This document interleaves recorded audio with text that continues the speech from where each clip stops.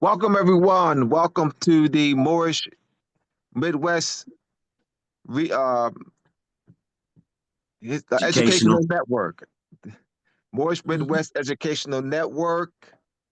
It is Wednesday, May 17th, May 7th, Wednesday, May 7th, 2025. It is 7:14 p.m. Eastern Standard Time. Welcome, everyone. Welcome. The day's lesson is the application of nationality, sovereignty, and national consciousness. Those who were on Moorish Monday 2 days ago got opportunity to hear the lesson. So we're going to you as you know we always there's certain elements that we'll probably address that we didn't address on Monday. We had a special guest, Brother King Al Bay, the last 30 minutes. In fact, I sent King the link. He's probably working, but I talked to him a couple of times a day. All right, so as you know, we have the upcoming trust and contractual legal safeguards course this Saturday from 2 p.m. to 5 p.m. Eastern Standard Time. This is the first of 12 weeks. We will not have we have to extend it another week because June 1st, 21st is the Human Rights and Nationality Conference. We won't have class that day. So we want everybody to participate. Quasi will be speaking. Israel King, they'll be broadcast in. So we want everybody to participate. That's from 12 to 6 p.m. Eastern Standard Time, June 21st. The Human Rights and Nationality Conference in Brooklyn, New York. And I'll be there live and direct. All right, so that's well extend that. So registration is still open. Registration is still open. The link is on my Facebook page as well as Israel's Facebook page. The link is still open. The registration is still open. Registration, in fact, the Eventbrite link will be open up until May 17th.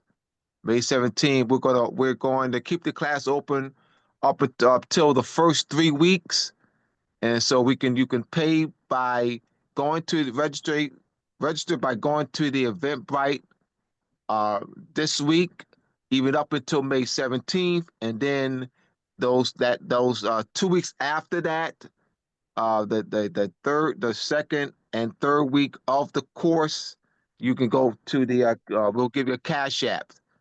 We have to pay by send money to a cash app. But the Eventbrite will be open up until May 17th. For those who can't register by Saturday, you can register next week by Eventbrite and then cash app the following 2 weeks, the 2 weeks following. All right, so I just wanted to get that out the way.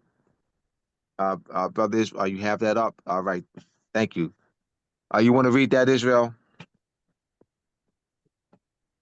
Trust and contractual legal safeguards. This 12-week course provides an in-depth exploration of trusts, contracts, and the legal mechanisms that safeguard them.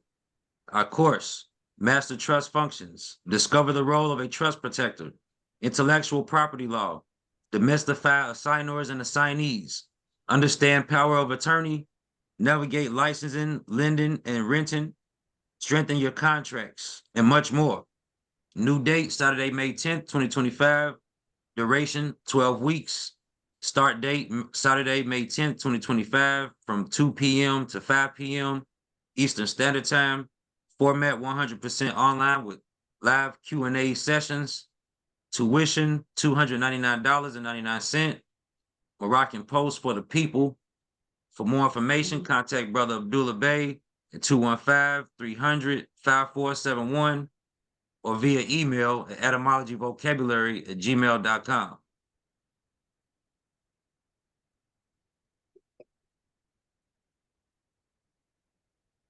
Show the other flyers too, bro. Oh, yes, yes, please.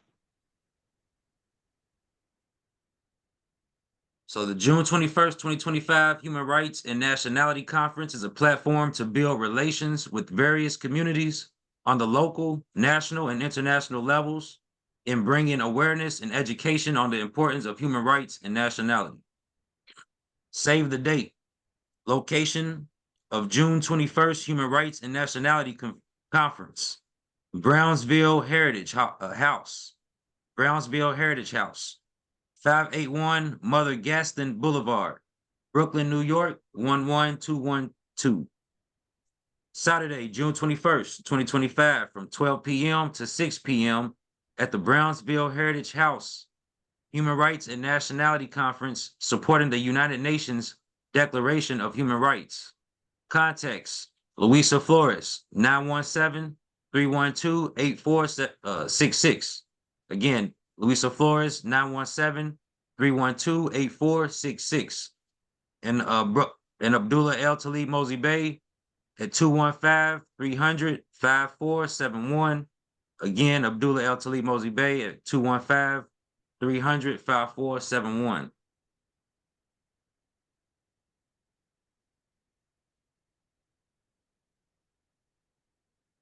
Quasi L, a panelist of the May 18th, 2024 Moorish Political Unity Conference, a conduit to facilitating Moorish history, Moorish nationality, and Moorish political unity education. Monday, May 12th, 2025. Yeah, that's the Yeah, this is Moorish for Moorish Monday Monday. Yeah. with me, Moorish Monday with Abdullah El Talib Mosi Bey on Magnets, Crystals, Pyramids, YouTube, 7 p.m. Eastern Standard Time. That's this coming Monday, May 12th.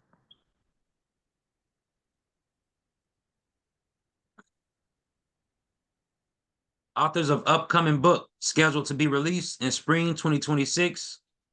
Co-authors Abdullah El Talib Mosey Bey and Yisrael Bey.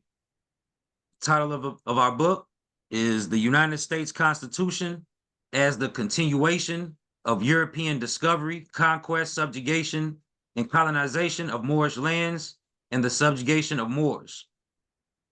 Article 4, Section 3, and the 14th Amendment are international law applications, application of territorial sovereignty.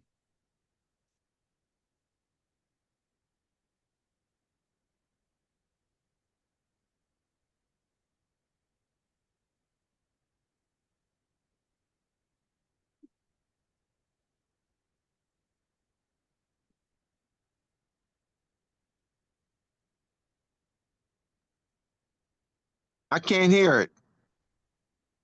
Is am Can you I the hear only it? one? No, can anyone? Am I the only one? Can everyone hear I this can't video? hear it either. All right, Can't no, hear. all right. Yes. What It, that's about? It played it played Monday, the audio. I mean, it we on played just straight. the We was on. audio. Sorry. Yeah. Yeah, let's see. Well, if not, I can just read the transcript. Yeah, try it again. Let's see. Yeah, it's not working. Audio's not. All right. Then you just have to read the transcript. All right. So this is Mariah Carey on explaining her race on George Lopez talk show.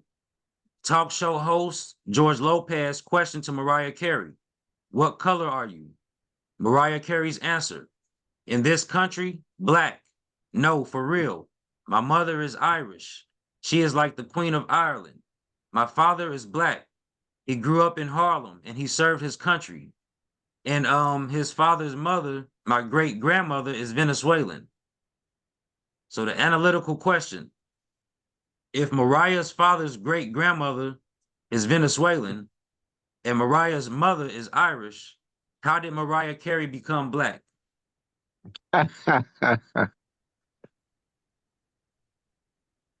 Now, so you see that we wanted to bring this forth to analyze this And what is the origin of this thought paradigm?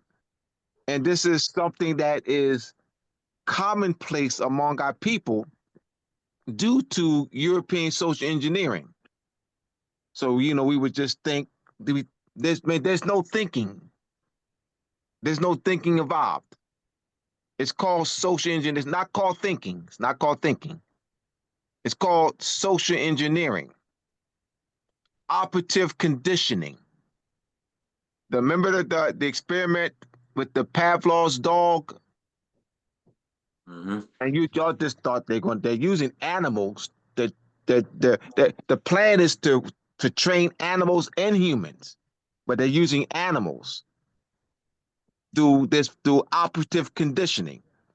So they ring the bell, and Pavlov's dog salivates, salivates. All right, but that's also to train humans. But when the people stripped of everything, stripped of every, when we, the Moors, have been stripped of every aspect of Moorish character, every single aspect of Moorish national character, we've been stripped of. Let's talk about when you say we, those who came before us, not just only those who are living, those who've been in the grave for 50 years, 100 years, 200 years. Let's tie that too. Don't just not, let's not talk about those who are living today. We're not going to just talk about those who are living and breathing the moment I'm speaking now. The violation are also those who came before us. So you're talking about mass generational mass dehumanization, generational mass denationalization of our people. Not we don't address it Israel or Terrence, what they did to Israel, or what they did to Terrence, or you know what they did to Sister Ra. That's not how you address the matter. I know conscious Moors have been conditioned to do it that way, only because they don't know nationality. And so let me explain what I mean by that. Because they'll say, "What do you mean, Abdullah? That I know conscious Moors that know nationality. They say they're Moors. So I don't mean that. That's not what I mean. They don't know the application of nationality. Yes, they know they're Moors. How am I making the claim that they don't know nationality? Because every single thing, every thought, everything that comes out their mouth, every action is based on individual process, individual thought. I got mine, me, I, me, my, I, me, my, I, me, my, I. I got mine. Is that good enough for y'all? Is that good enough? Y'all don't hear we, our people. I hear my. I got mines. Individual process. No national principles. No coming from a national principle perspective. Therefore, I conclude they don't know nationality because that's not nationality. All that y'all have seen, that's not nationality. All right, so we gotta be very clear, and this is why once again today's present the topic, the title is the application of nationality, sovereignty, and national consciousness. So going back to the origin of this thought paradigm, go to the next slide.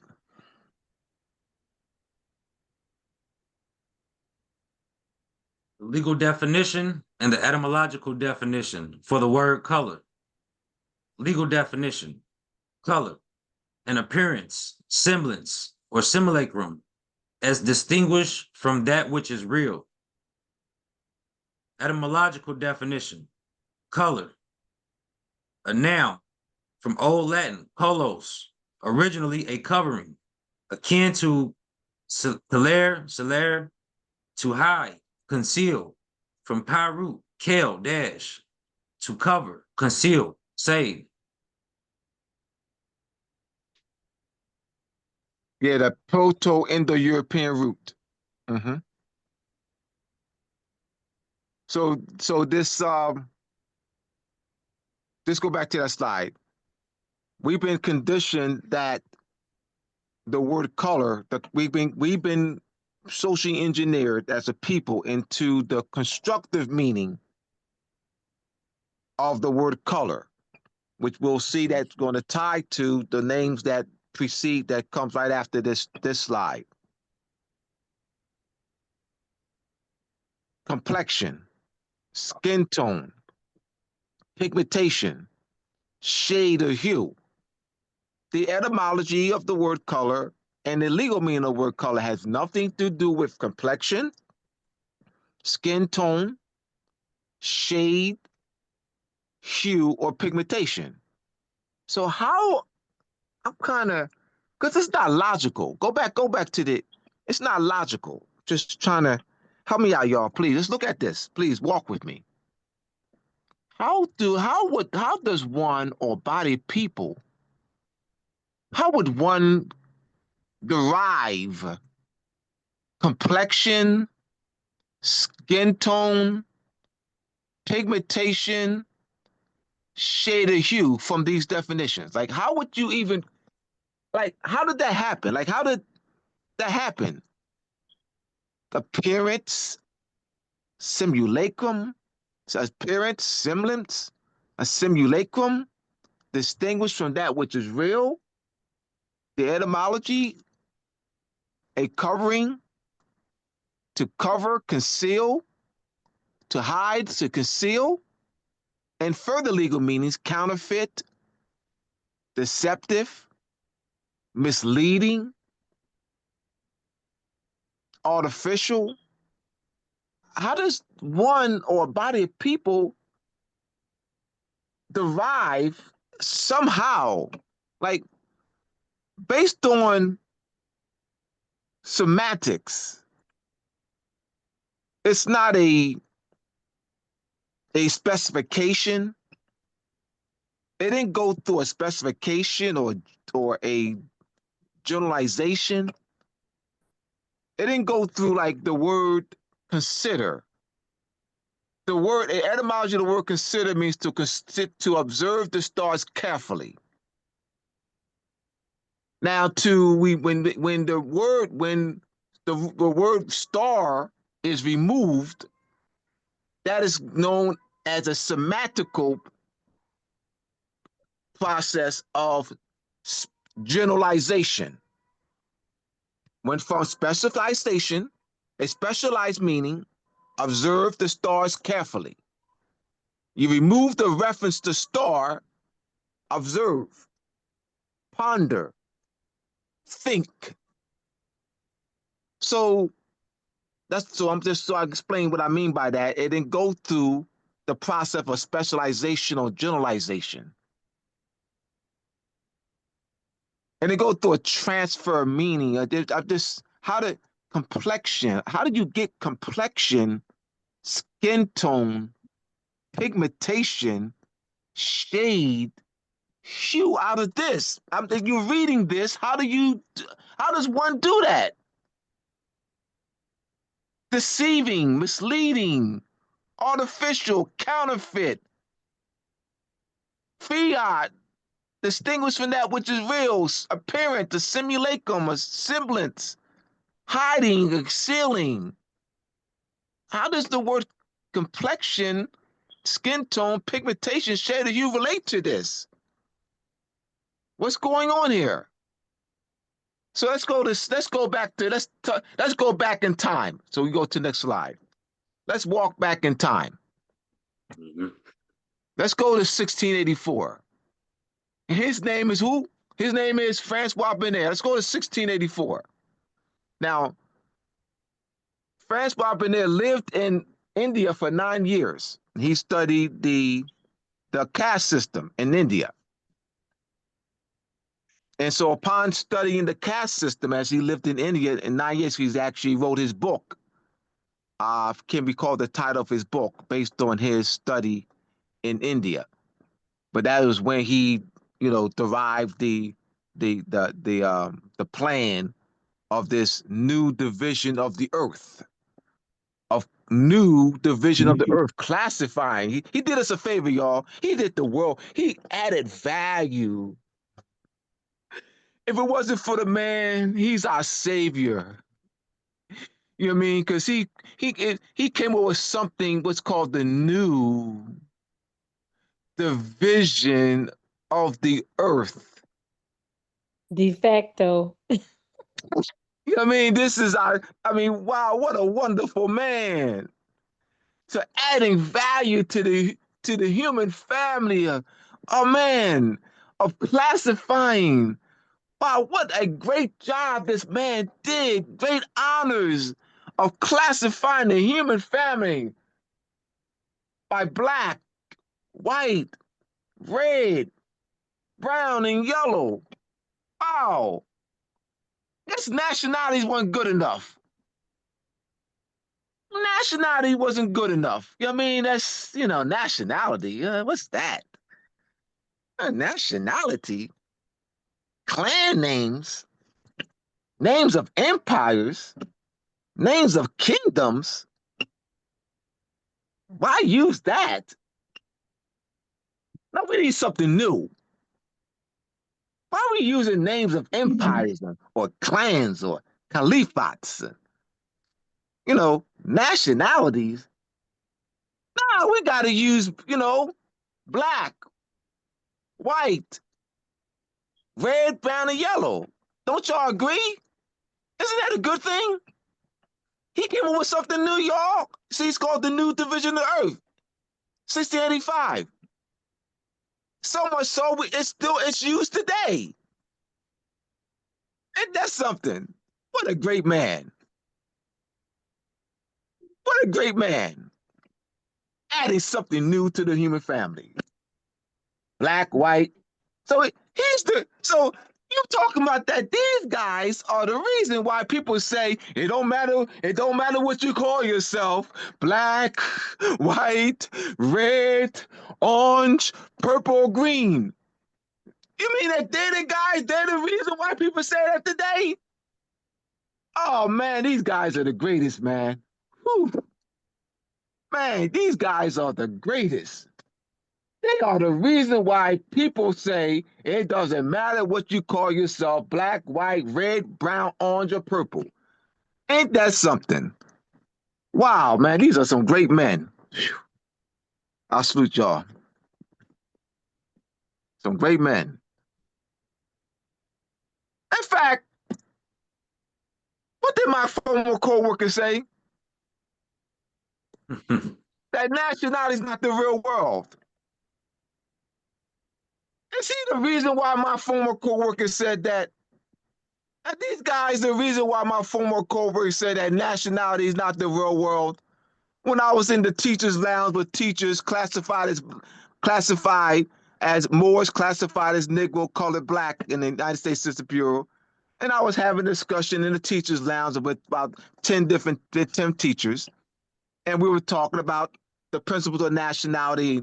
That nationality people are not identified by shades or colors; they're identified by nationalities. And she blurted out because I wasn't just talking to her; I was talking to all 10 of my coworkers.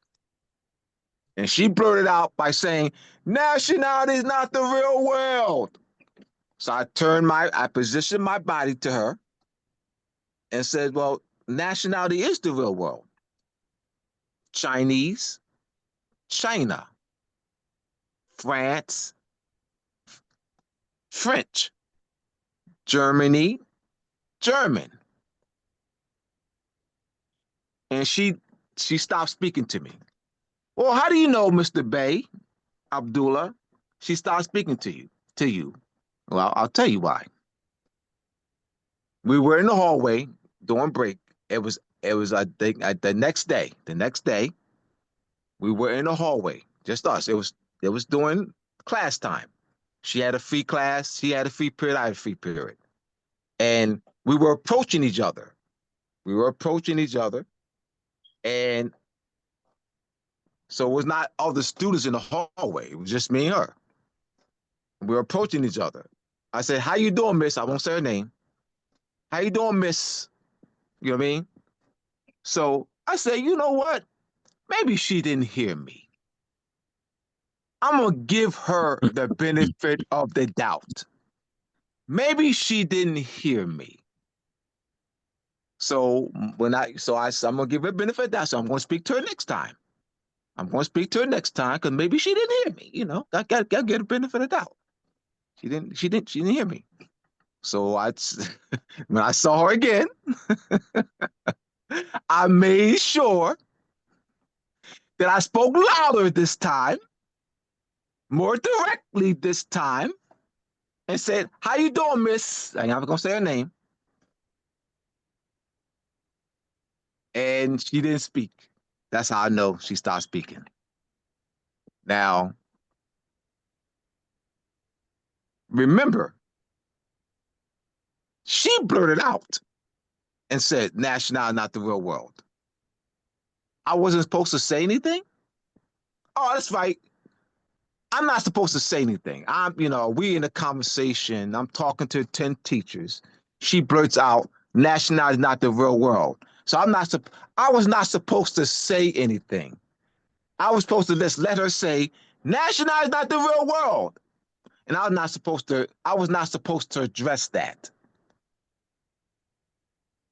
I was not supposed to address that. So because I did address it intelligently to show that nationality is the real world, of course she would, you know how it is. She got embarrassed.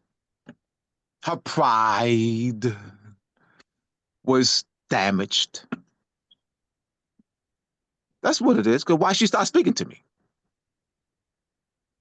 So it took me some time to understand why she said nationality. Because I put why she said nationality is not the real world.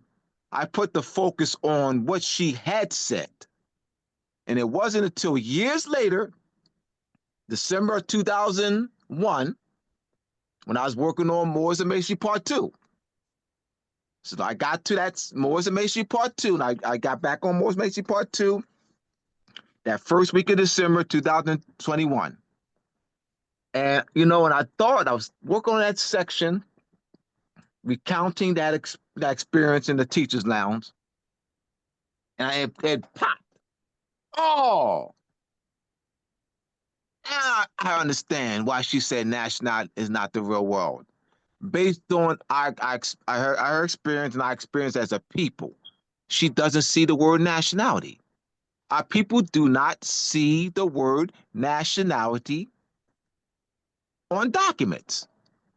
They see race all day long. Race, black, Negro, or African people of color. And if you're dealing with EOC documents, civil rights EOC documents, you'll see the word race and color. Now you won't be discriminated against based on your race, color, national origin, descent, ethnicity or religion or sex, but they see that word race and color. They don't see the word nationality. Now the word nationality does appear on documents in the United States Immigration and Citizenship Office. Look up the United States Immigration and Citizenship Office. Get those documents. You'll see country of nationality. You'll see the word nationality on those forms all day long, but not on the forms at your job, at the schools where you send your children, at recreational centers, at hospitals. In fact, my distant ex, one of my distant ex, she was, this was years ago.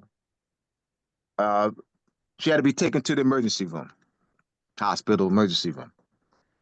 And we were waiting in the emergency room, so they call her up.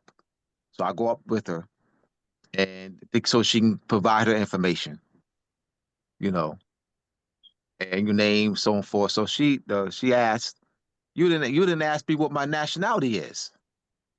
She asked because and the more classified as black um, nurse or receptionist turned the screen around and said, I put here, I put black. And she showed that she checked black. Remember, she never asked. She never asked her what her race is. She never asked even what her race is. She never asked that. She never, hear me out. So, so be clear, because I said nationality. Yes, I did. She didn't even ask what her race is. She didn't ask that. She looked at her. See the condition? Call Linnaeus. She looked at her. She checked black off. She never asked her. Because she didn't give a form. You got to go up and it's on the computer. She just asked a series of questions, but she never asked what her race is. She just checked it off. See? Where'd that come from? What's the origin of that? What's the origin of, all right, what's the origin of her looking at her and checking it off? 1684. I'm tired of, see, let's not talk just present. We know that's because I'm showing you we got to tie it to 1684. Francois Bernier. You see how I'm modeling, y'all, modeling. You talk, you see what's going on today, and you tie it to the origin. Once again, conscious Moors don't know enough. We got to tie it to the origin and show the evidence. Tie it to the origin. That's the origin of people just looking at you. Look at you, Mr. Bay. Look at you. As I would say to my students, what are you, Mr. Bay? I'm a Moor. A what? A moron? They make fun. Make fun. A moron. No, Mr. Bay, you're black. No, I'm not black. They will come up, they will get out their seats. Students will actually get out of their seats, walk over to me, grab my arm, grab my wrist, hold my wrist to my face. I let them do it. I mean, I didn't, because that's part of the lesson. I let them do it. Hold my wrist to my face. Look at you, Mr. Bay. Look at you. You're black. Look at you. I see. Where's that thought paradigm? 1684. And here we are, 2025. Alive and well. All right, go ahead, Israel. I just wanted to make it plain, provide some examples, some points of references and lessons that y'all can use. Mm-hmm. Yep.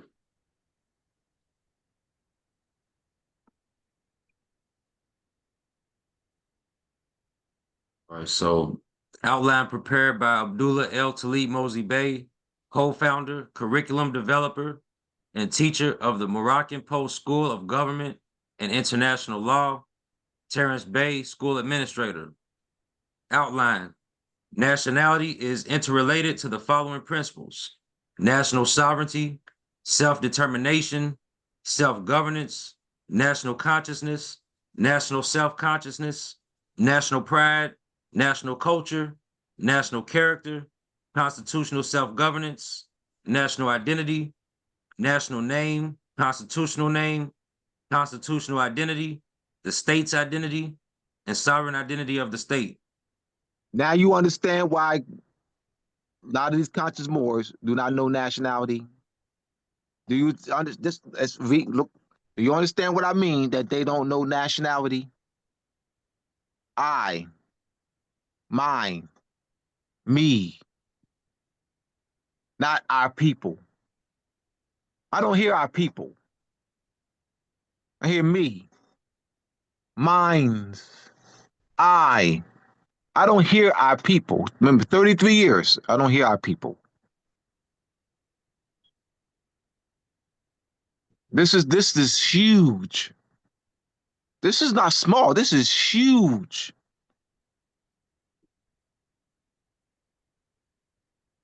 Because we gotta break through these misconceptions.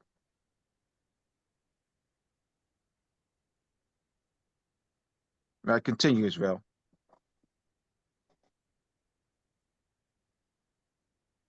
Sovereignty and national identity are intrinsically linked, forming the foundation of a nation's political and cultural character.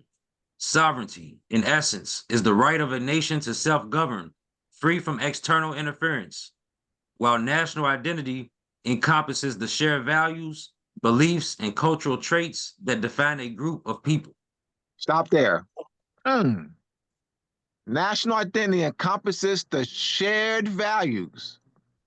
You don't hear that in this movement.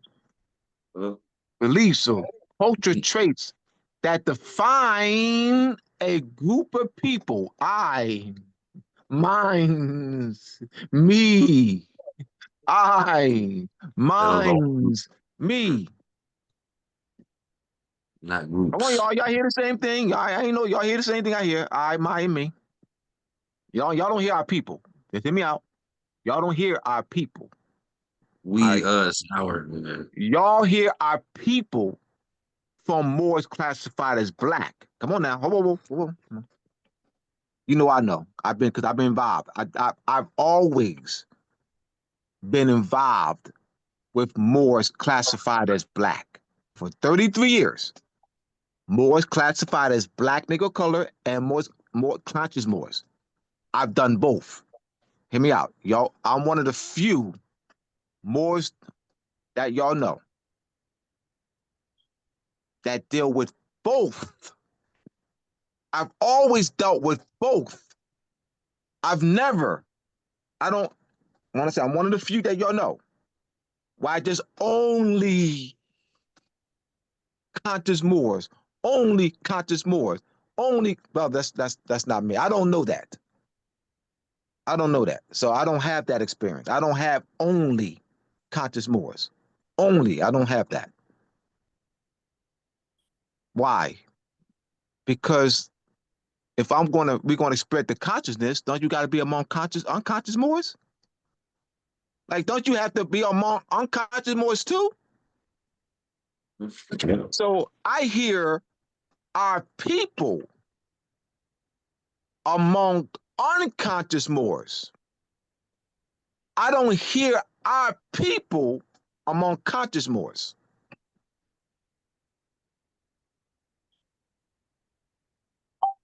Why? Why? Why don't I hear that? Let's talk to me, y'all. Come and talk to me. Why don't I hear our people among conscious Moors, but I hear our people among unconscious Moors? Like, what's going on with this? What's going on with this Moorish movement? Like, what's going on with this Moorish movement? What's wrong with this Moorish movement? This exclusive, this uppity, self-righteous. I'm better than. I ain't got time for them. They saying that we're black. I ain't got time for them. I'm too good for them. We're bougie.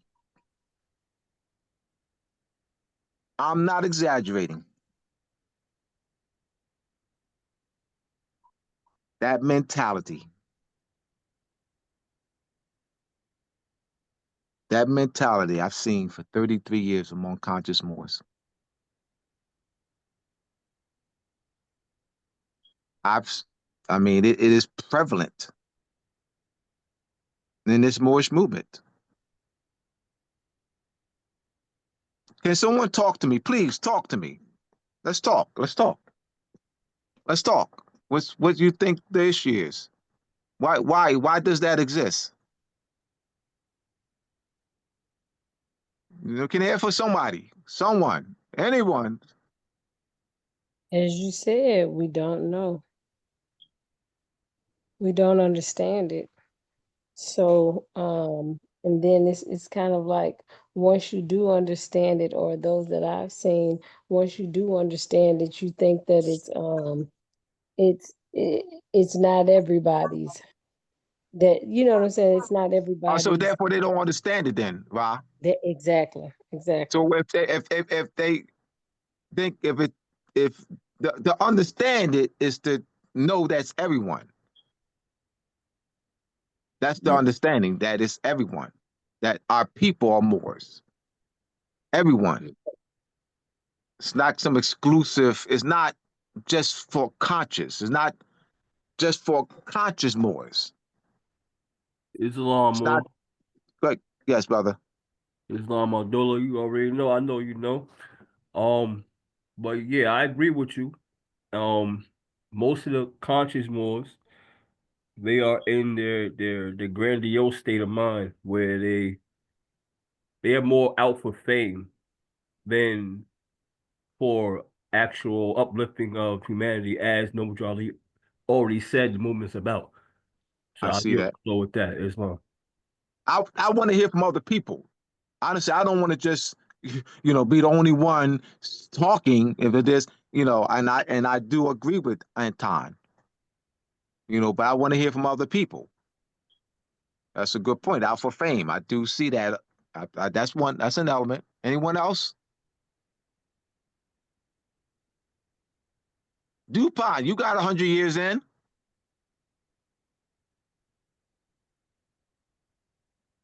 Restate the question, because I be working too. I know. You got 100. You got since you got 100 years in. Um, I made a statement about conscious Moors versus unconscious Moors, and that conscious Moors are. We want to know why conscious Moors have this uppity, and not all of them, of course not. Why a lot of conscious Moors have this uppity, self-righteous, standoffish. I'm too good for unconscious Moors. I'm too good for unconscious Moors. We're better than. I ain't got time for unconscious Moors. They're teaching our people they're black. I ain't got time for that. That meant that attitude. Yeah, what majority of the conscious Moors are not teachers, and they're not able to teach. They know the knowledge, it's in their brain, but they can't bring it out. They can't teach. And then there's some of the unconscious Moors that I don't run across that, oh well, just because I know something more than what you know, I'm a better person than you, so don't speak to me unless I speak to you, because you'll never understand the everything that I know type mentality. Instead of sharing the information and share it in a way, well, just sharing the information. Let that individual collect it as they choose to, because they may not understand it today, but something might snap in their brain for they to understand it 2 months later. They don't know how to plant the seed. With that, I yield the floor. Good point. Anyone else? Excellent point. This brother Kenneth, right? I want to add to it, brother Dupont. As when he said that, it reminded it makes me we are ashamed, embarrassed You, to raise those Yeah, Obadiah, voices that we want. Obadiah, you're breaking up, man. I want to hear what you have to say because Can you you adding hear me? value with you. You're breaking up. It's not that we can't hear you. It's that you. It's you know that's how you sound. I'm sorry. Can you hear me now? Oh, we good. All right, go ahead. Your conscious Moors, in my observation over the years, are ashamed and embarrassed to embrace and walk in, to what you said about being around the unconscious Moors, or to help them, to continue to help them clear up the fog in their minds and the misconceptions. We as conscious Moors, we are embarrassed, we are ashamed of the black, the Negro, the color, the African. We're ashamed of that. That's what you see. You see embarrassed. That's all I say. You're doing so well. You just started breaking up again. Finish You couldn't hear me? that last part. That last 30 seconds. You said ashamed. Conscious You're Moors, ashamed. Okay. yeah, conscious Moors are ashamed and embarrassed.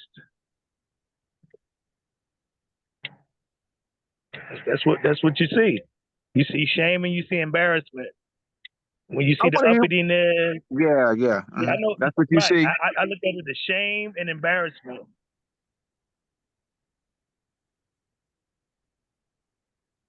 That's a good point. Good point.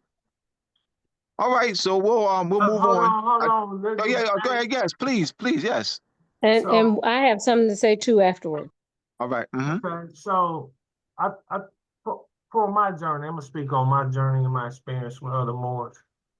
I think throughout the years, I think we have to learn to eat the meat and spit out the bone. We have to learn, like through my journey, I was trying to perfect the process. So it took me a little longer than a lot of other conscious Moors really to seek and get the truth. Because Abdullah, you've been doing this for a long time. And through your journey, it took you a long time. This is not anything that you can just stumble across. You have to really put in the work. You really have to understand. And I think what happened through this journey, even with the conscious and the unconscious Moors, you got to understand we both be watching each other on the sidelines. So when Moors go to court and they don't get a remedy, unconscious Moors be looking at that. And then when then even though they're Moors, but they're not conscious Moors, when they go to court and they get railroaded, we both be looking at that. So we both be comparing and contrasting how we are both placed in society. And we don't know the actual name of subjugation and cession because we wasn't really taught international law to the degree that now me and Abdullah know it. So sometimes people jump off of this ship because it's a hard pill to swallow. I'm not gonna lie, it's a hard pill to swallow because you have to dig and constantly keep digging. This is a learning process. I'm still learning. I've been doing this for 16 years. Abdullah been doing it for 20 some 30 years. We're still learning. This is a lifetime commitment. This ain't no 5-year commitment, no 7-year commitment, and stop. This is a life journey that we have to facilitate over and over and pass down to the generations. It doesn't stop. I think some of us think that we're going to get the ultimate remedy and it stop. No, this is a continuation of learning and learning throughout the life of this cycle of us living on here on this planet to evolve into a more state of consciousness dealing with this information. So we got to start preparing each other, right? And giving us and really being honest. Because some Moors take advantage of other Moors and we become victims to some of that. We take advantage of that. So through my journey, I learned not to do that because I had paid Moors in the past a few things, and the things that they was teaching was bogus, or what they saying they could do was bogus. I ain't pay a lot of people. I'm just saying I paid a few times, and I was kind of disappointed in that. That's what even further my drive to learn on my own. So as I started to learn and I started winning and winning and winning, I started seeing a pattern. So I just need everyone to understand the nationality and as in totality, national pride, international law, um, national unity, right? How nationality encompass so many areas of our life that we don't know it. Territorial sovereignty. All of these things are embedded in nationality. Status, that's embedded in your nationality, right? History, culture, that's embedded in your nationality. Traditions, dance, rituals, that's embedded in your nationality. So when they stripped of that, that was so inhumane because we was walking around here like zombies because we didn't know who we were. And that is one of the worst conditions to even be in. To come from a place of not knowing. It's just like a child who was adopted and never knew their birth parents. They always want to go back and find their birth parents. Why?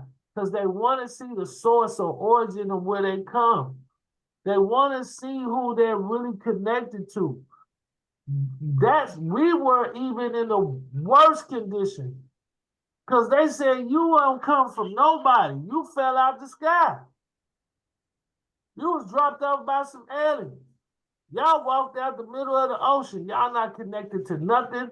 Nobody. Y'all was slaves. Y'all was brought over here on a boat from another place over another continent, and we don't even know where these people at. So black it's not even an identity. It's a crisis. It's a crisis where people can be abused and continually subjugated and stripped and put in inhumane conditions. Because you ain't got nobody that can protect you. You don't have no national statehood. You don't have nothing. So I yield. Sister Va?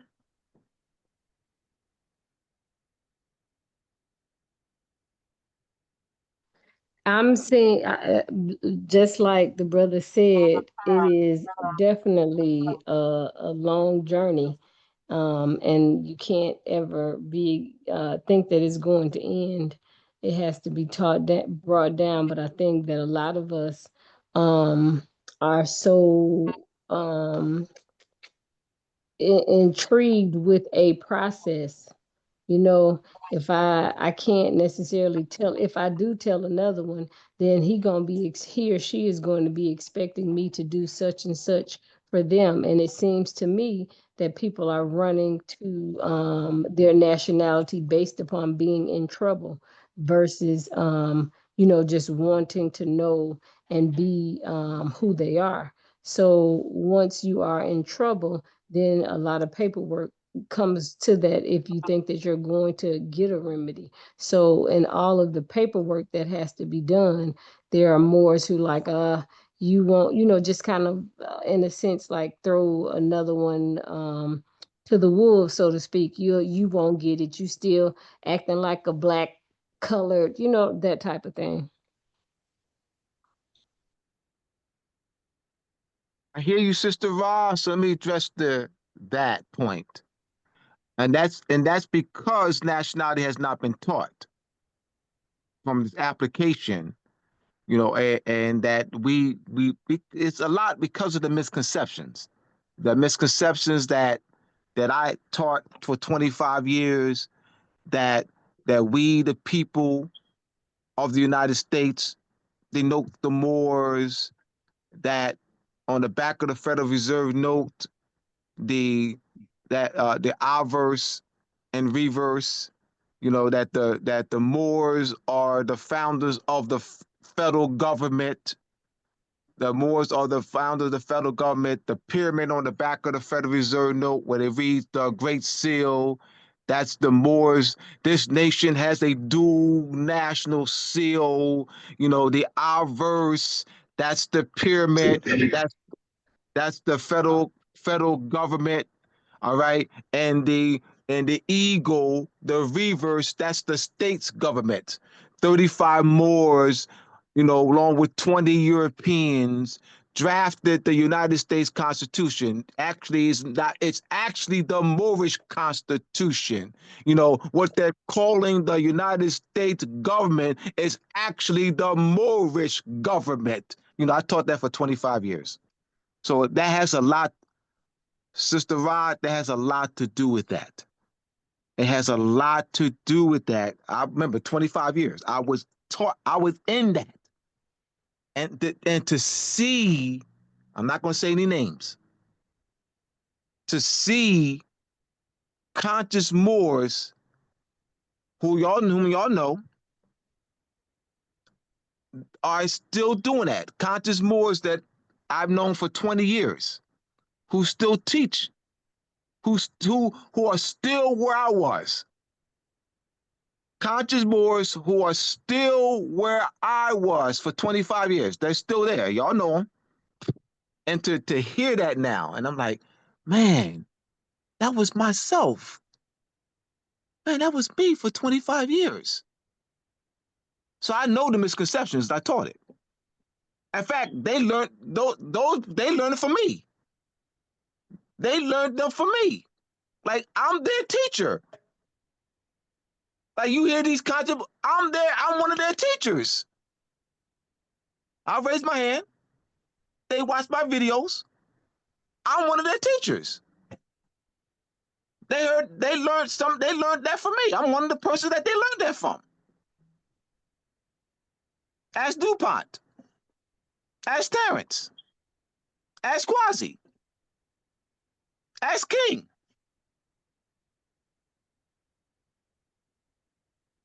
Sister Ra. I mean, go on. I mean, I'm ask Amanda. So this is just going through this paradigm shift for myself. Because I had to go through a paradigm. I had to go through two paradigm shifts. One, first paradigm shift, 1993, moving from the false history. I had to move from the false history that we transported and we were black, nigger colored and all that. I had to come from that paradigm. All right. And then this paradigm shift that, 35 Moors, along with 20 Europeans, drafted the United States Constitution. It was actually the Moorish Constitution. The federal government is actually the Moorish government. The 30, the obverse, the seal, no, so I had to move from that. So I had to go through two paradigm shifts. So this is been a journey for me to have to go through these two paradigm shifts and actually have to teach people who actually learned from me the new paradigm shift. So we can move on.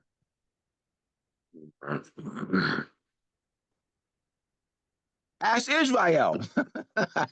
Threw them in there. Shucks. Yeah. So here's a more detailed explanation. Sovereignty and its components. Self-governance. A sovereign nation has the ultimate authority to make its own laws, enforce them, and manage its internal affairs. Independence. Sovereignty implies the nation's freedom from external control or domination by other states. Internal and external authority. A sovereign nation has the power to govern within its borders, internal sovereignty, and to represent itself on the international stage, external sovereignty. National identity and its formation, shared values and beliefs. National identity is often based on shared cultural norms, historical experiences, and political aspirations. Social construction. National identity is not inherent, but is created and reinforced through social interactions, cultural practices, and political discourse. Elements of national identity. These can include language, history, traditions, symbols, and a shared sense of belonging. The relationship between sovereignty and national identity. Foundation of national identity. Sovereignty provides the political framework within which national identity can flourish and be expressed.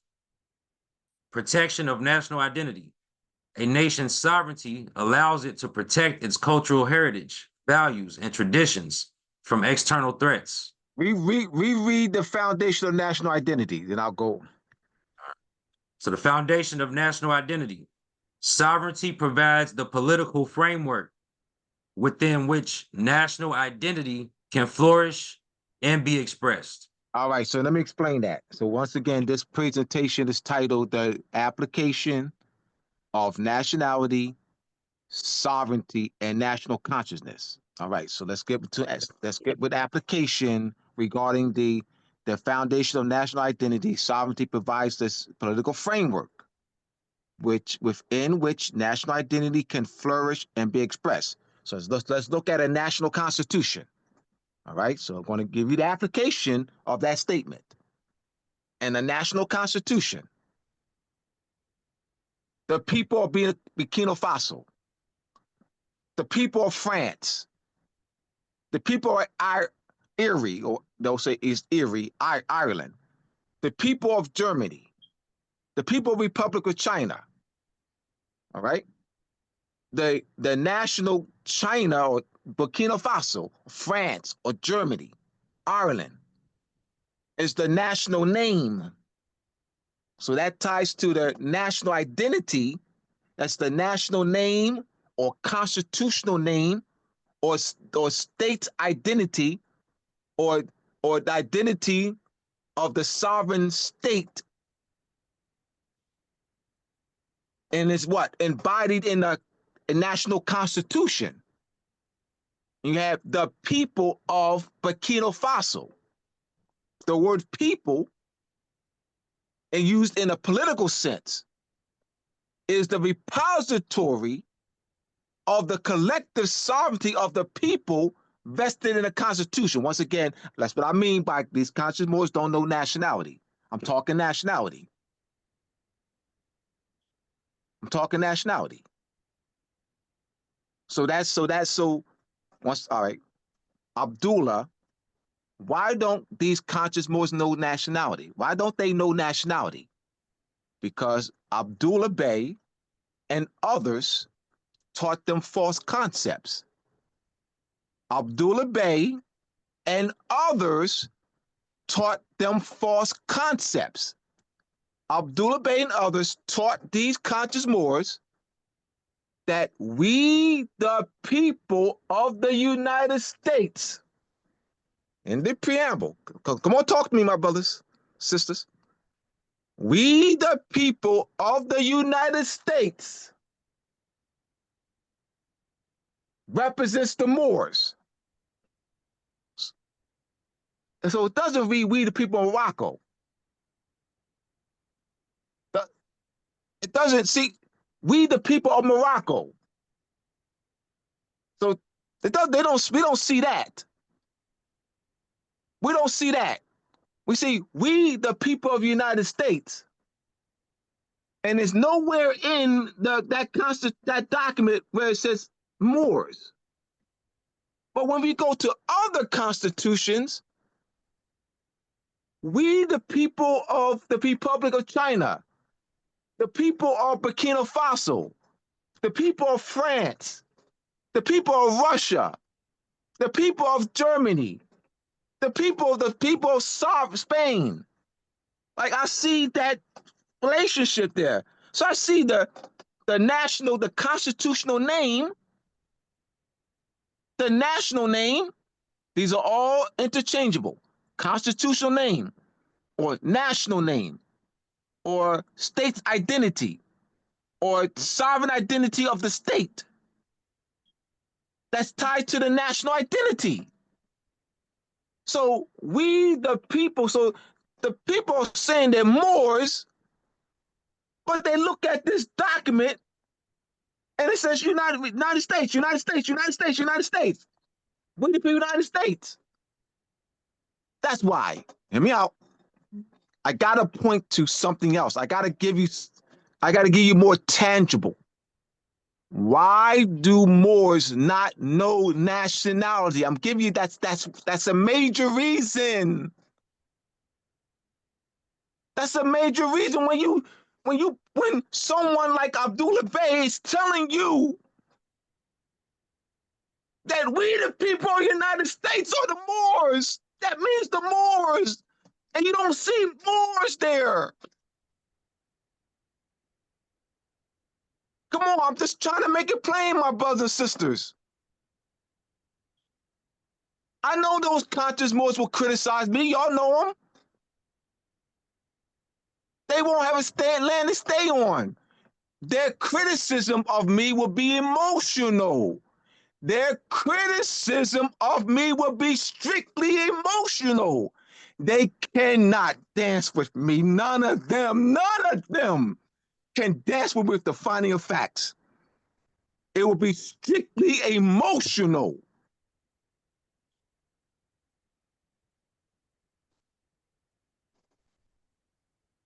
We, the people of the United States.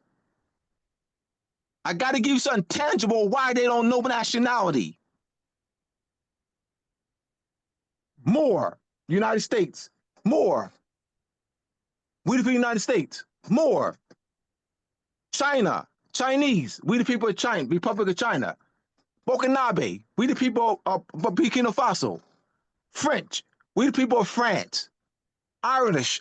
We, the people of Ireland. German. We, the people of Germany. You see that? Like that, like you can dance with that. You can relate to with that. I'm a Moor. We the people of the United States. That's the Moors. You can't relate to that. And all you're doing, like all you're doing is you'll be doing an Abdullah Bey. You would be doing an Abdullah Bey, just simply taking it in. Like I didn't. How did you, Abdullah, come to start teaching people that we, the people of the United States, are the Moors?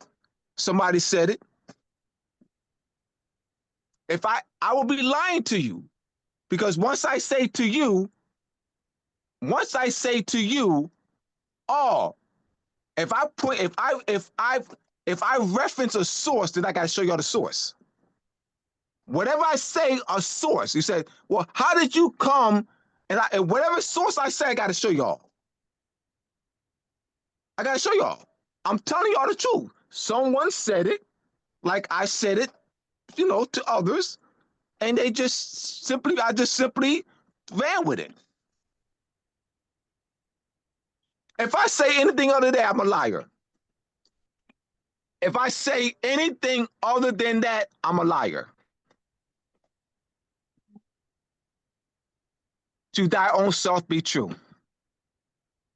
I am not going to BS y'all.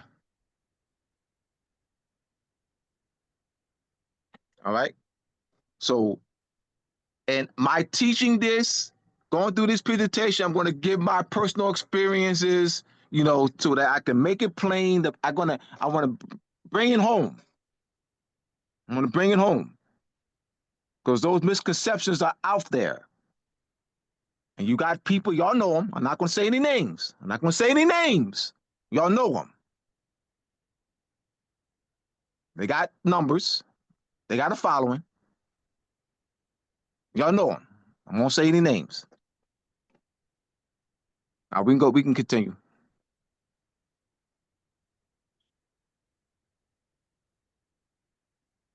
And they're going to criticize me, but I don't care.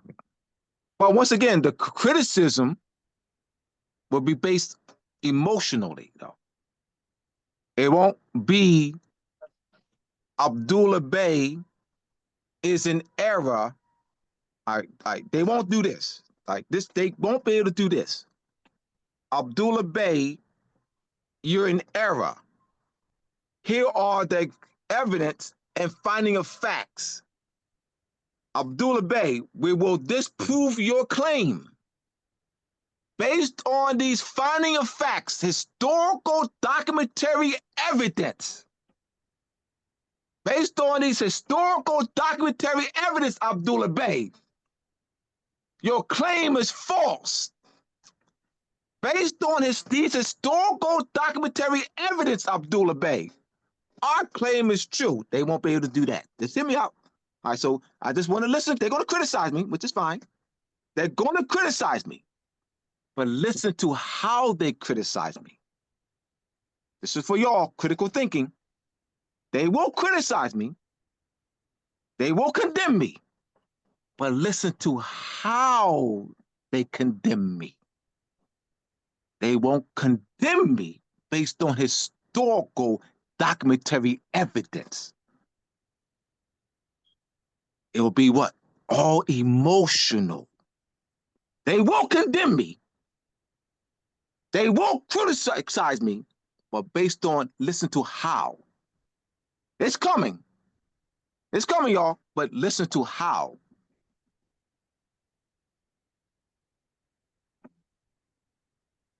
Continue, Israel.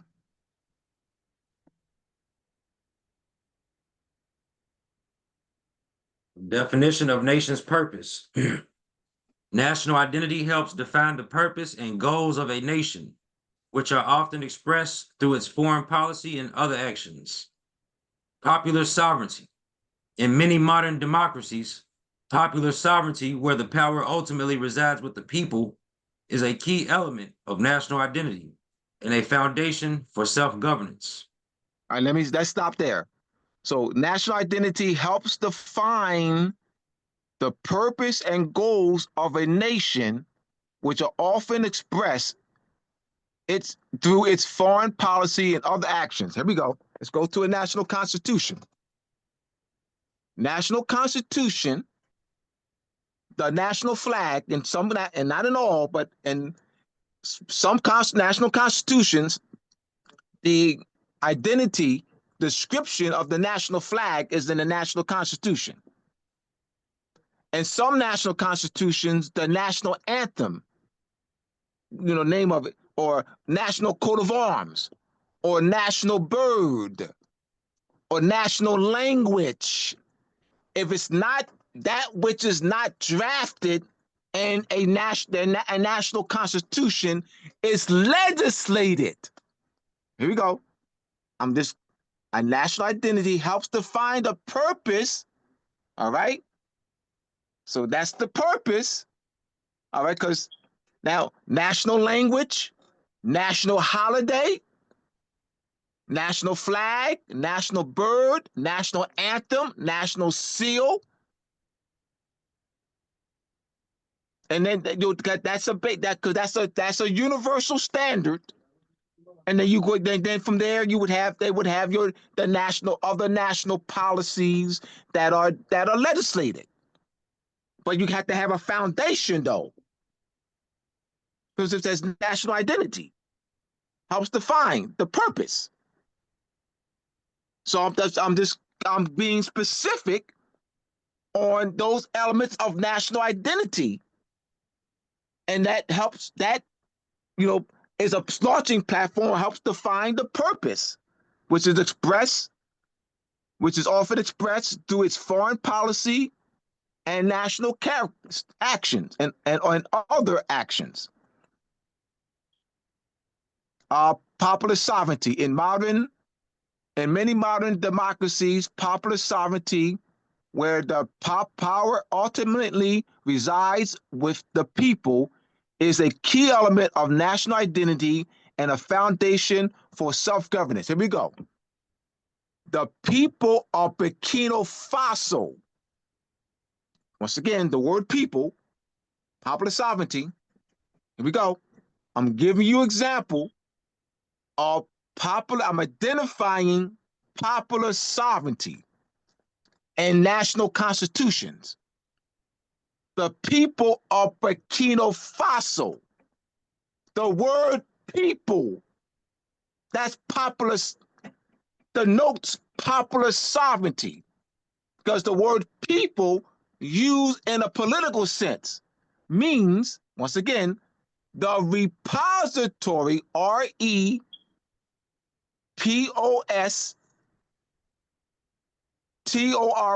the repository, REPOSITORY, the repository of the collective sovereignty of the people vested in a national constitution. That's popular sovereignty. Once again, we teach it, once again, the application of nationality, sovereignty, and national consciousness. We want to be very clear as to what we're talking about and give you clear cut examples.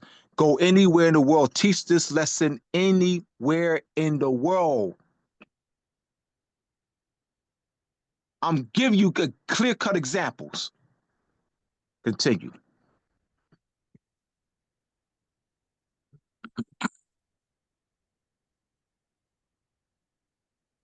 National consciousness refers to a shared sense of identity and understanding among people within a nation, rooted in common cultural, linguistic, or ethnic background.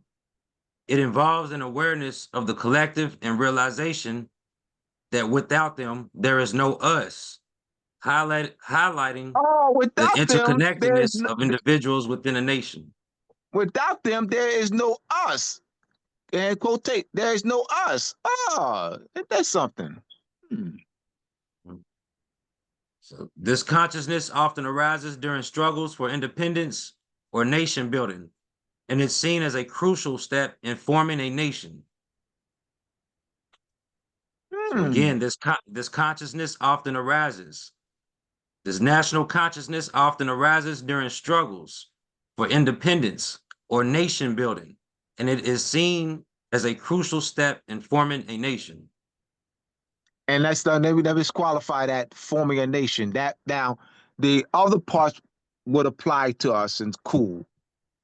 But and with us, it wouldn't be forming a nation. We wouldn't use that language. And I'll tell you why. That we don't we want to be very clear to the world. And I'm going to explain why. It's reversion to sovereignty or recovery of lost moral sovereignty. When it could be misconstrued. When you say forming a nation. Oh yeah, we're forming a nation. Yeah, I'm part of the forming a nation group. That could be misconstrued as a new sovereignty. In 1968, I'm gonna give you why. In 1968, the representative of Ceylon had been classified by the United Nations International Law Commission on Rights and Duties of States as a new state. The representative of Ceylon in 1968 challenged that claim, false claim, and showing that Ceylon had 19th century, 1800s diplomatic relations, historical, documentary evidence, and that Ceylon was not a new state, but an old and original state, and should re-enter the family of nations under the reversion to sovereignty as an old and original state.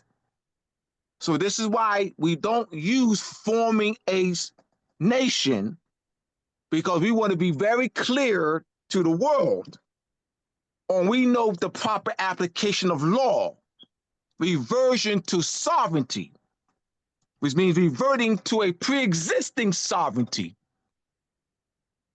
not a new. That's why. So it's recovery of lost more sovereignty. So it's very clear that we need to articulate the proper application of law, the proper international application of law for our remedy, the recovery of lost more sovereignty, which means reverting to a pre-existing sovereignty and our pre-existing station with the family of nations, pre-existing treaty relations. All right, I want to just qualify that because we can't let somebody even who are unconscious more listen to this presentation and then they hear forming a nation, and then we always have to qualify that.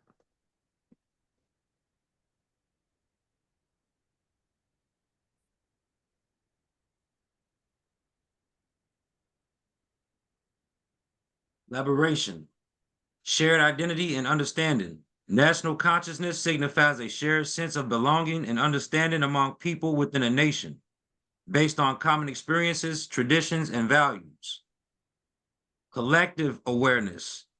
It involves recognizing the importance of the collective, the nation, and understanding how individual actions and beliefs contribute to the overall national identity. That's something. You hear that from these conscious Moors, do you? You don't hear this type of talk, do you? Y'all hear this from conscious Moors?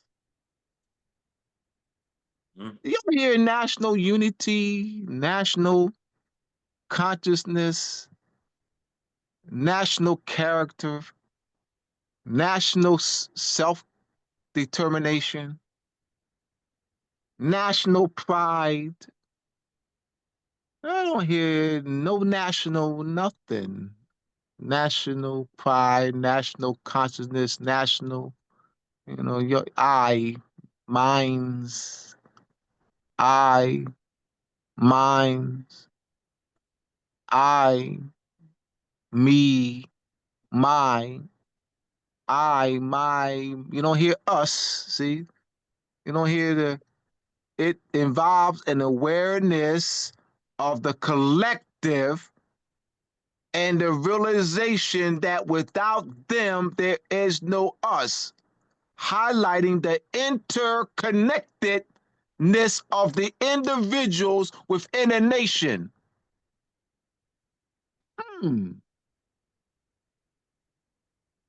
See, this is important. If you're talking about advancing a people without instilling this type of understanding, you ain't going jack.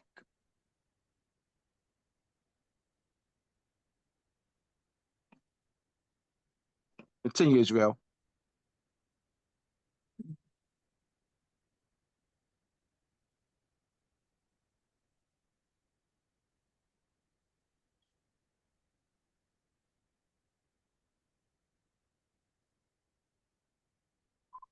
Foundation of nationhood. A foundation for nationhood. The rise of national consciousness is often seen as a fundamental step in the process of nation building, as it fosters a sense of unity and purpose among a group of people. Examples in history. Historically, periods of national consciousness have coincided with struggles for independence, revolutions, and the establishment of new nations as people come together to define their shared identity and destiny. Nationalism. While nationalism is a political principle that often arises from national consciousness, it's important to note that national consciousness itself is a more neutral concept that refers to the awareness of shared identity and belonging within a nation, according to Ernest Gellner.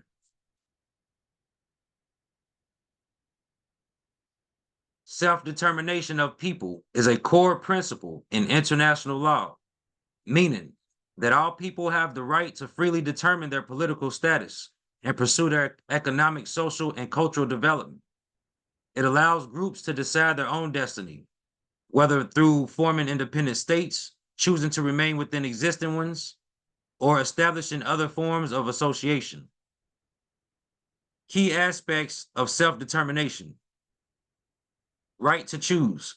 Self-determination grants peoples the right to freely choose their own political future, including the type of government and their relationship with other states. External and internal. Self-determination can be viewed as external, referring to the right of a people to form their own state or to freely determine their relationship with other states. Internal self-determination, on the other hand, refers to the right to choose their own political and administrative system within the framework of an existing state.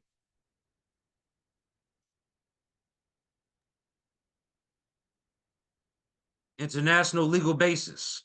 Self-determination is recognized as a customary international law principle and is enshrined in various international treaties. Constitutional recognition. Many national constitutions also recognize the principle of self-determination.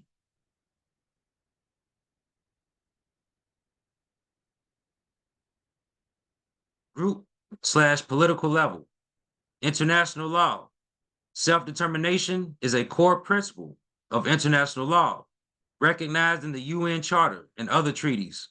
It refers to the people's right to freely determine their political status, including the right to form their own state and choose their government.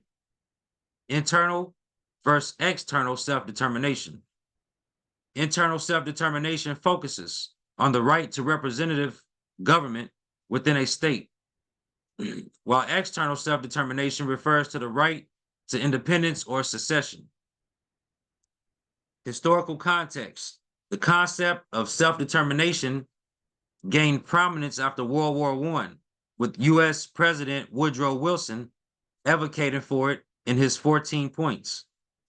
It played a significant role in decolonization and the formation of new states after both world wars. Modern significance. Self-determination remains a crucial principle in international relations and is often invoked by groups seeking to achieve political autonomy or independence.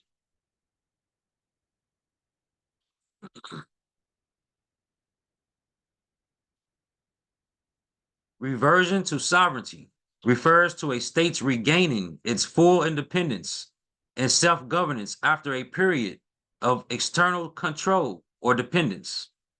This could involve returning to a pre-existing form of sovereignty, like a pre-colonial government, or establishing a new system of self-rule.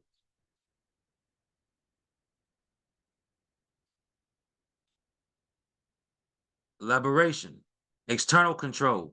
A state might lose its sovereignty due to colonization, occupation, or being subjected to the rule of another entity.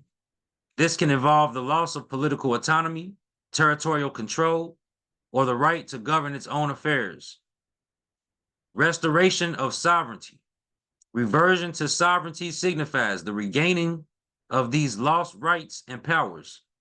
It can be a process of restoring a pre-existing sovereign state, or it can involve the establishment of a new self-governing entity. Context. The concept of reversion of sovereignty is relevant in various historical and political contexts, particularly in situations involving the liberation of territories from colonial rule, the end of foreign occupation, or the secession of a state from a larger federation.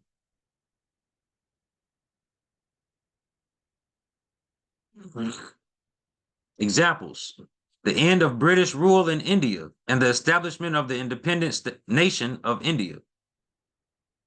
The restoration of sovereignty to the people of Kuwait after its liberation from Iraqi occupation. The process of gaining independence and restoring sovereignty by indigenous groups after historical dispossession and colonization. Retroversion of sovereignty. In legal context, the principle of retroversion of sovereignty is used, which suggests that sovereignty reverts back to the people when a government is no longer legitimate, allowing them to reject existing authorities and establish new ones. All right, before we continue, are there any questions? Because these things I already explained, so we wanted to get the reading in, so any questions? Islam more. I have a question. As we both know, Noble Ali said that no one can change a man's descent nature unless their power is greater than the great God Allah. So can you explain to me why they're saying that because a sovereign government fails to do a certain thing or is taken over by a different sovereign government, that they have lost their right to be themselves? It reads loss of sovereignty. All right, let's go back. No man can change their descent nature. So let's address the descent nature. That's that bloodline. My coming to your house. Let's hear me out. My coming to your house, knocking your door down, putting you in chains, you, your children, your wife in chains for 10 years. That act doesn't change your descent nature. Your descent, that doesn't change your bloodline, your ancestry, your lineage, your descent, consanguinity, pedigree, national origin. That doesn't change. That changes your economic, political condition. I'm subjugating you. I'm subjugating you. All right. But the act of subjugation doesn't change your descent nature. That doesn't, it can't change your blood. It can't change your genealogy. It can't change. There's no biological change. Islam. So that now we're in agreement, right? Yeah, So but remember, hold on, stop there. Hold okay, on, brother. All right. You said descent nature. yes, indeed. You quoted you Ali. Mm-hmm. You quoted you Ali. Let's look at the word. Stay focused on the word. Okay. The set nature. I want to ask you a question before.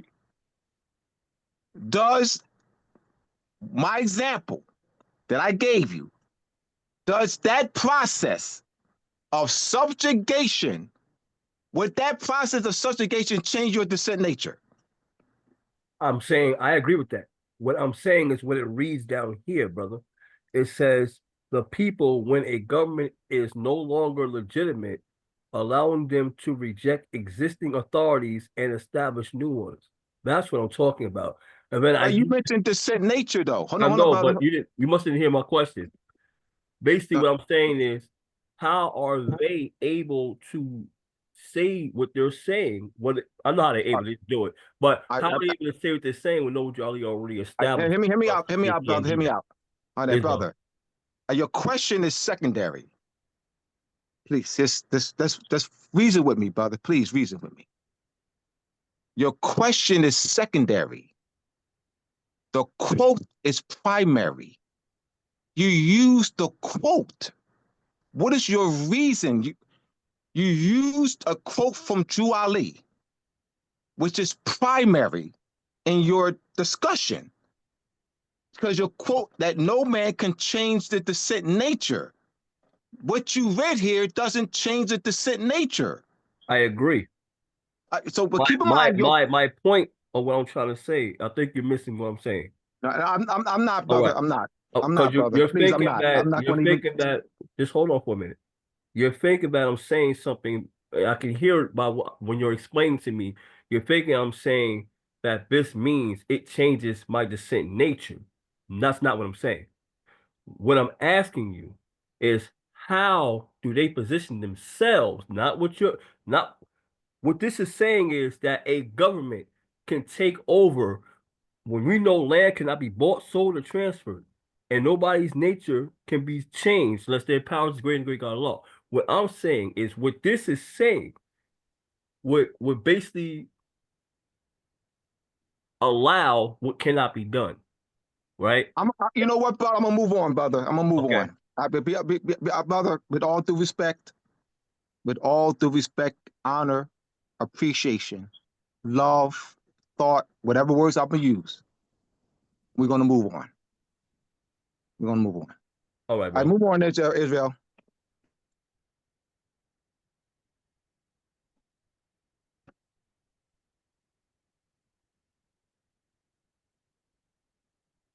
Under international law, the term national identity concerning states is interchangeable with the term state's identity or sovereign identity of the state. A state's identity, by definition, is related to the constitutional name of the state used as a legal identification in international relations and an essential element of the state's international judicial personality. The sovereign identity of the nation also represents a common denominator for identification of the national culture or cultural identity. And under international law, any external interference with the cultural identity or cultural beliefs and traditions appear to be inadmissible. Any deprivation or external modification of the cultural national identity violates basic collective human rights. The expression of one's national identity, seen in a positive light, is patriotism, characterized by national pride and the positive emotion of love for one's country. The All extreme right, so that's. expression, Oh, I'm sorry. Go ahead. yeah, Go ahead. yeah, that's Finish. the last sentence. That's the last complete Yeah, sentence. that's the last one. All right, so let's break this down. Under international law, the term national identity concerning states is interchangeable with the term state identity or sovereign identity of a state. Once again, so we're on this, and I've addressed this, but I'm addressing it again because we are reading this section. In the Constitution, the people of Burkina Faso, the people of Germany, the people of France, the people of Ireland, the people of Republic of China, the people of Russia. All right. In international law, Burkina Faso, or China, or Russia, or Germany, or France, which is in that constitution, all right, and international law is interchangeable with a state's identity or sovereign identity of a state. A state's identity, by definition, is related to the constitutional name of the state used as a legal identification in international relations and an central element of the state's international juridical personality. We, the people of the United States, that's the Moors, Israel. Yeah, that's the Moors Constitution. Yeah, it says. Yeah, see, it's the Israel. It's encoded. It's encoded, Yeah. Israel. It is because I That's what they say it is. say. Israel, it is because I say it is. That's what they say here. It is because I say it is. It's it's we the people of the United States. See, that's the Moors. It is because I say it is. It's encoded. It's encoded. Yeah, but see, but Abdullah, how do you know that? Like, where do you get it from, Abdullah? That we, the people of the United States, refer to the Moors? It is because I say it is. See, it's encoded. Once again, the criticism of me will not be based on any, any historical documentary evidence. This is what y'all going to get. I'm demonstrating what y'all going to get. I'm going to use the abbreviation. I'm going to use the first letter of two words, B and S. So I'm just demonstrating the B and S y'all gonna get.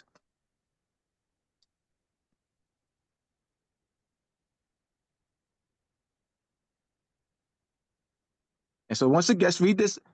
Reread this. A state's identity by definition is related to the constitutional name of the state used as a legal identification in international relations and an essential element of the state's international juridical personality.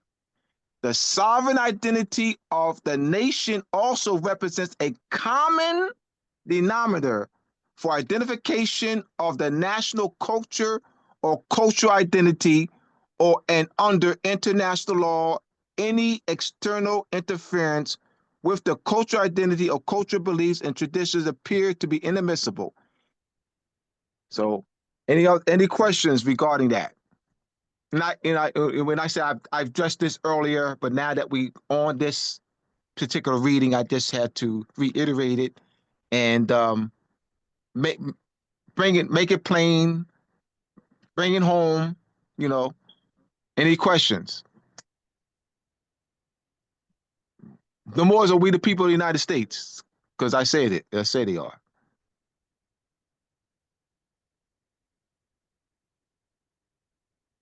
I say they are. It's encoded. We cannot advance the people with this. We cannot, my brothers and sisters, we cannot advance the people, man. You're talking about advancing millions of our people. You cannot advance millions of our people. It's that. Somebody asks you a question, how do you know? And you're going to be and ask them.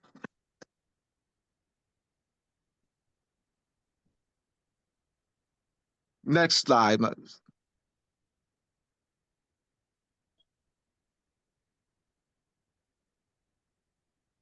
Nationality and the force of law refers to the legal concept that a person's nationality, meaning their membership in a particular state, creates a binding relationship between them and that state, subjecting them to its laws and granting them certain rights and protections under that jurisdiction, essentially acting as a legal mechanism connecting an individual to a sovereign nation and its legal system.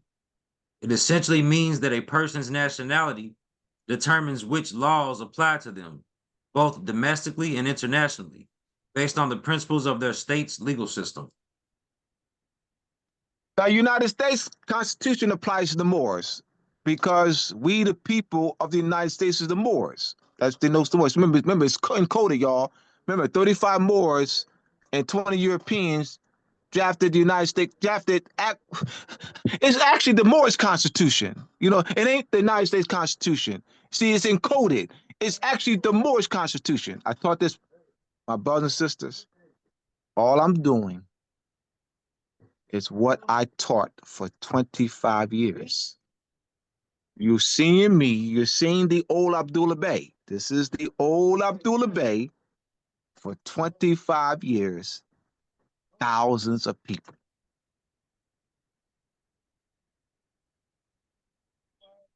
Y'all know, y'all heard me, y'all watch me, y'all watch the old YouTubes. I've seen them. All right. So once again, why Moors don't know nationality? Because of the misconceptions. Read this again. You want to see why they don't know nationality. Read this again, Israel. Nationality and the force of law refers to the legal concepts that a person's nationality, meaning their membership in a particular state, creates a binding relationship between them and that state, subjecting them to its laws and granting them certain rights and protections under that jurisdiction, essentially acting as a legal mechanism, connecting an individual to a sovereign nation and its legal system. It essentially means that a person's nationality determines which laws apply to them, both domestically and internationally, based on the principles of their state's legal system. We the people of the United States. That's the Moors. That's why they don't know nationality. That's why they don't know nationality. Because myself and others guided them to we the people of the United States. That's the Moors. So they don't see that. Well, they don't see more there. They don't see Morocco. Like they don't see Morocco there. They see United States. It's kind of they don't see Morocco there. They see United States. Like the people of Burkina Faso, the people of France, the people of Germany, people that ain't they. It's no correlation.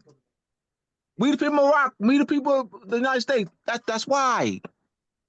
That's why it's not solid, my brothers and sisters. That's a major misconception.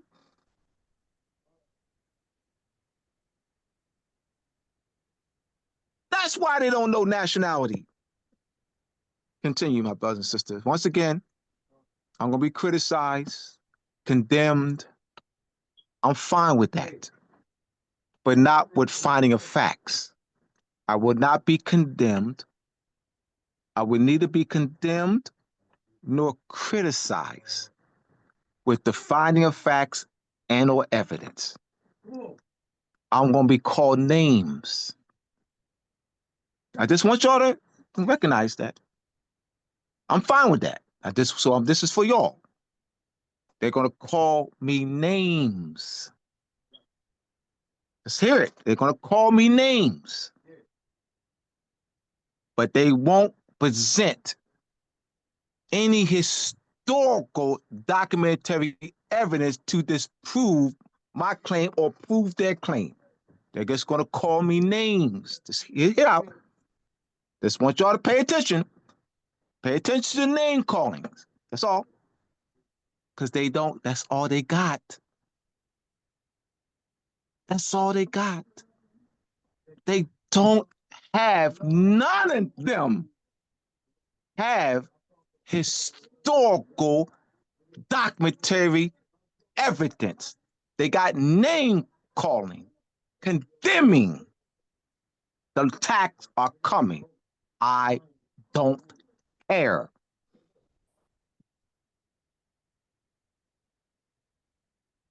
I'm for the people. I don't worship no man. Stay true to the principles, Abdullah. Don't worship no man. Stay true to the principles and the honor of our ancestors and our people. Don't worship no man. Continue, Israel. The relationship between the nationality of the people belonging to a nation state and the national identity / a state's identity / sovereign identity of a state. Under international law, a state's identity or sovereignty identity of the state or national identity is related to the constitutional name of the state, used as a legal identification in international relations and an essential element of the state's international juridical personality.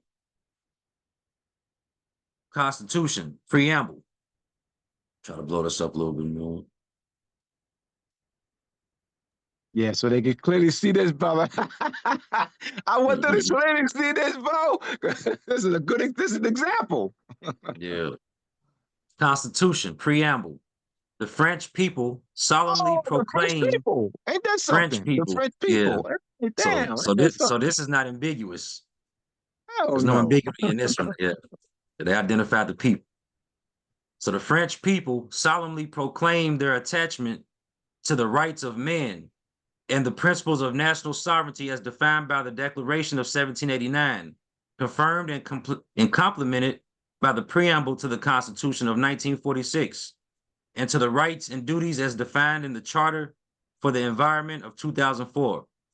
By virtue of these principles and that of the self-determination of peoples, the Republic offers to the overseas territories which have expressed the will to adhere to them new institutions founded on the common ideal of liberty, equality, and fraternity, and conceived for the purpose of their democratic development.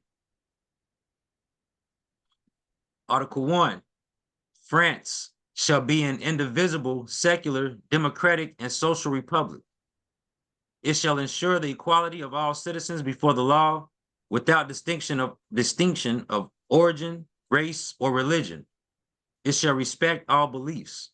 It shall be organized on a decentralized basis. Statutes shall promote equal access by women and men to elective offices and posts, as well as to position of professional and social responsibility. Now notice, I want y'all to, this is part of critical thinking and analysis. All right, we go to the preamble. The French people. French, yep. Article 1, France. But those was first, though. Was first. The French people. Mm-hmm. The French people. Then Article 1, France. But I just want y'all to notice why the French people first.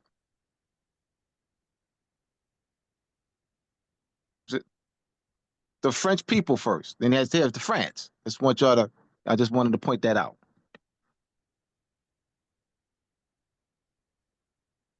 And you'll see the same in all these other constitutions. That's the similar, that they'll have the people of those.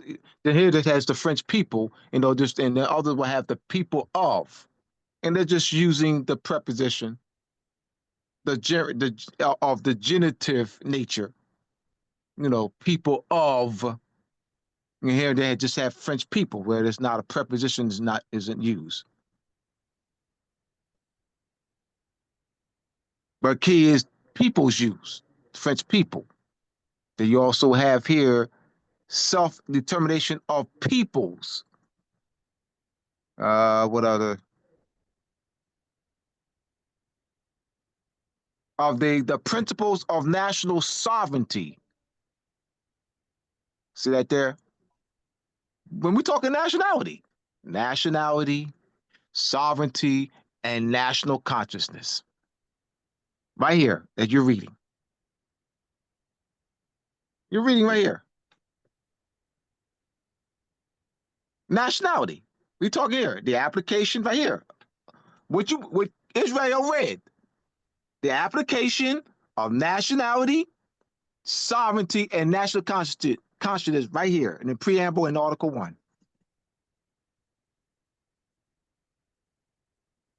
Teacher class on nationality. Well, we are. This is it. I mean, because you want to give real life, you want to give real examples. You got to give real examples. We give them the references and so forth. Teaching the principles, various principles.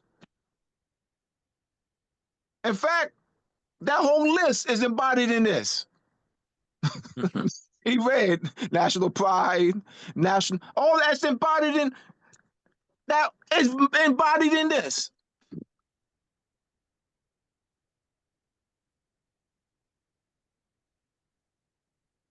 Pull up that list. Go back to that list, Israel. We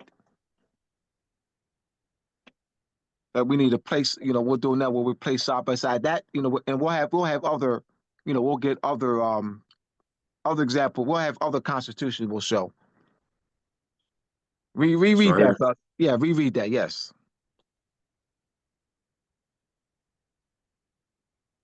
Outline prepared by Abdullah El Talib Mosey Bey, co-founder, curriculum developer, and teacher of the Moroccan Post School of Government and International Law. Terrence Bey, school administrator. Outline. Nationality is interrelated to the following principles: national sovereignty, self-determination, self-governance, national consciousness, national self-consciousness, national pride, national culture, national character, constitutional self-governance, national identity, national name, constitutional name, constitutional identity, the state's identity, and sovereign identity of the state. And all this entire list is embodied in that preamble in Article 1 of the French Constitution.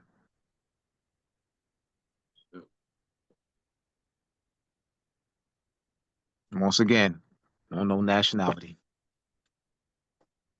I'm giving what I mean by that. No nationality.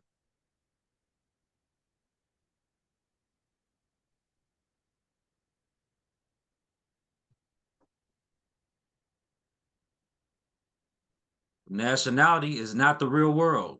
Why does race appear to be the real world? Why is the 1684 Francois Bonner's new division of the earth of the classification of the human family using the non-nationality, non-ancestral, non-descent, non-biological, non-consanguineous, non-genealogical words of black, white, red, yellow, and brown so predominant in the minds of those who think they are black, Negro, colored, or African American? Why don't they use a nationality to which to identify themselves? Now look at this here. What is this person's race? You'll have white and print example. So white, so example. So German is, so white's the race, but then has print, for example. But why they include these nationalities though? These are nationalities. They have here black or African American, print, for example. Like, why is these nationalities, not African American, included under black or African American? White. You see this? But of course, there's no thinking on the part of our people. There's no think. They're not thinking like this. They're not thinking like I'm thinking. So don't expect them to. It's because it's training. It's deeply ingrained through social engineering. And I think Israel and I were talking yesterday about why conscious Moors can't conscious Moors should be able. We brought this up. I brought this up Monday on Moorish Monday. That conscious Moors should be able to relate to unconscious Moors, but for some reason they don't.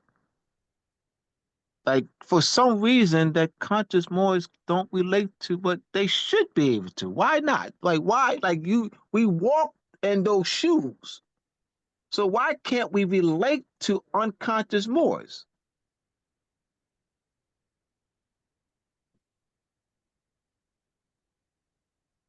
I think so. Who said? I think DuPont mentioned about we get frustrated or something. Is he still on? Like, we get frustrated. Embarrassed. Yeah. His brother Kenneth, we are ashamed. Ashamed, yeah. Yeah, you mentioned shame. I think DuPont mentioned from our frustration or impatience or something like that. But yeah, you did mention shame, Obadiah. All right, you go to the next slide.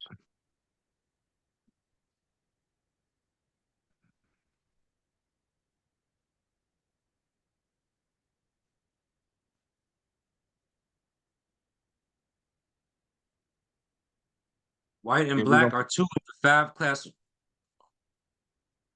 we're gonna end at 9:30. All right.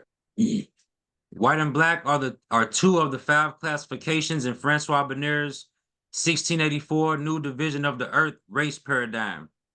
What is your nationality? What does race appear to be the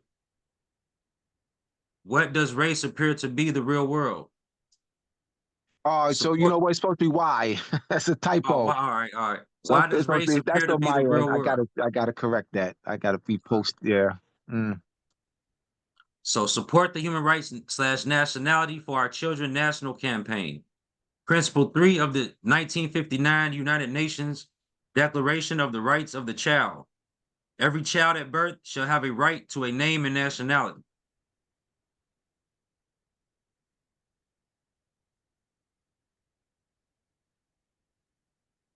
Equal Employment Opportunity, EEO-1, Employee Self-Identification Form. The Equal Employment Opportunity Commission, EEOC, requires organizations with 100 or more employees to complete an EEO-1 report each year. Your employer invites you to self-identify gender and race/ethnicity. Completion of this data is voluntary and will not affect your opportunity for employment or terms or conditions of employment. This form will be used for EEO-1 reporting purposes only and will be kept separate from all other personnel records, only accessed by human resources. Full name, job title. Please answer the following questions. What is your gender? Male, female? I choose not to self-identify. What is your race/ethnicity? Please mark the box that describes the race/ethnicity category with which you primarily identify. Hispanic or Latino, a person of Cuban, Mexican, Chicano, Puerto Rican, South or Central American, or other Spanish culture or origin, regardless of race.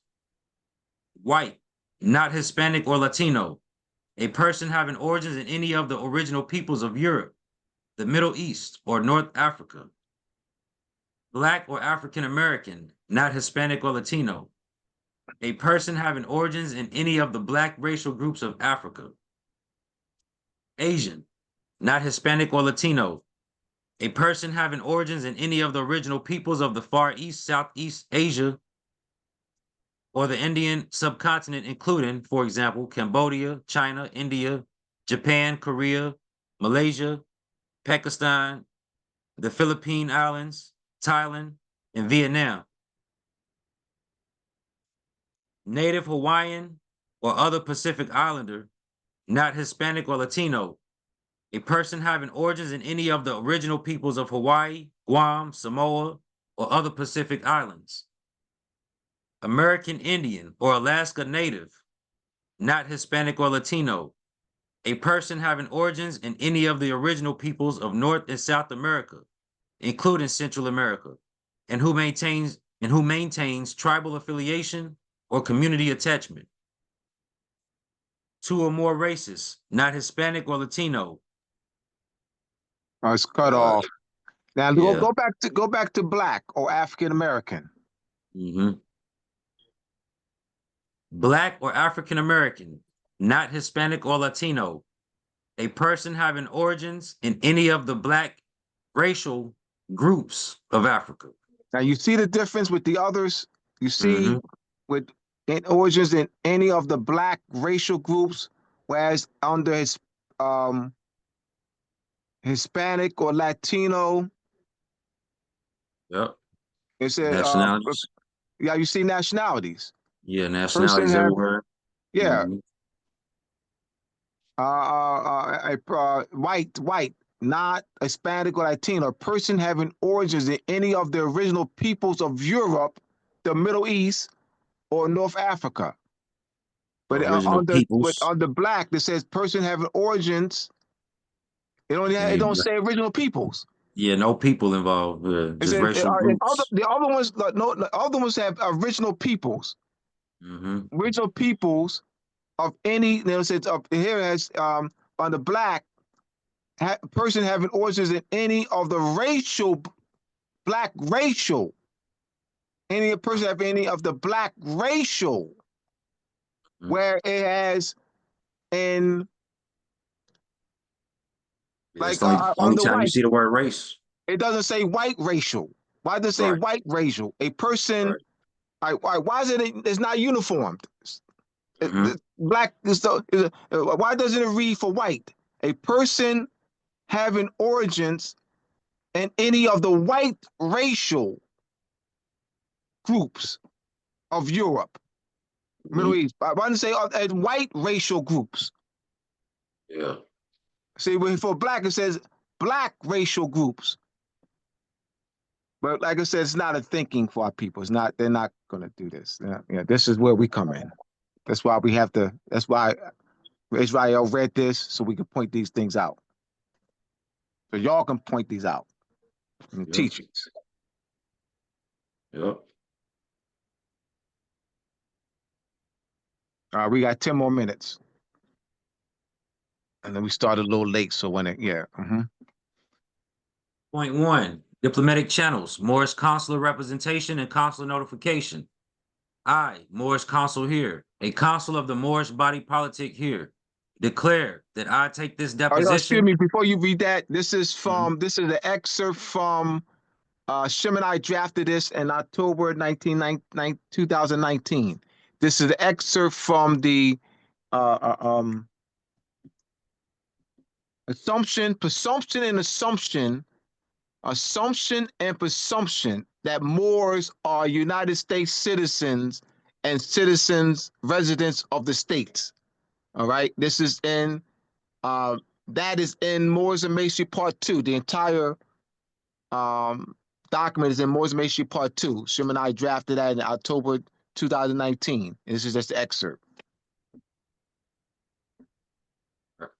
So point 1, diplomatic channels, Moorish consular representation and consular notification.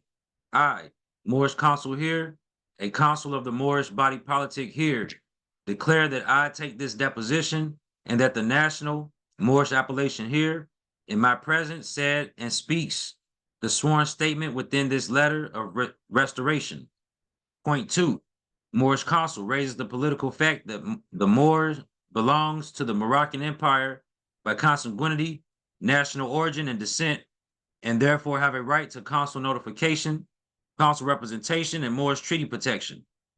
Without considering the mothers and fathers' Moorish consanguinity and being a part of the Moroccan Empire by nationality, national origin, descent, ancestry, genealogy, pedigree, parentage, and lineage, an empire that signed treaties with the Kingdom of England, Great Britain, Kingdom of France, Kingdom of Spain, Kingdom of Netherlands, Kingdom of Sweden, Dutch Republic, Sardinia, Denmark, Belgium, and the de jure United States of North America during the 1500s, 1600s, 1700s, and 1800s. Point 3, Moorish consul addresses the crime against humanity issue of a generational systematic mass denationalization and dehumanization. Did not have a structured foundation set up to rightfully and properly place in a census, transmit the natural living being after birth of the indigenous Moroccan Moorish consanguinity in their system of records to protect and safeguard the natural living beings' nationality and birthrights. How we talking nationality, the application of nationality, sovereignty, and national consciousness. Yep. Here we go right here.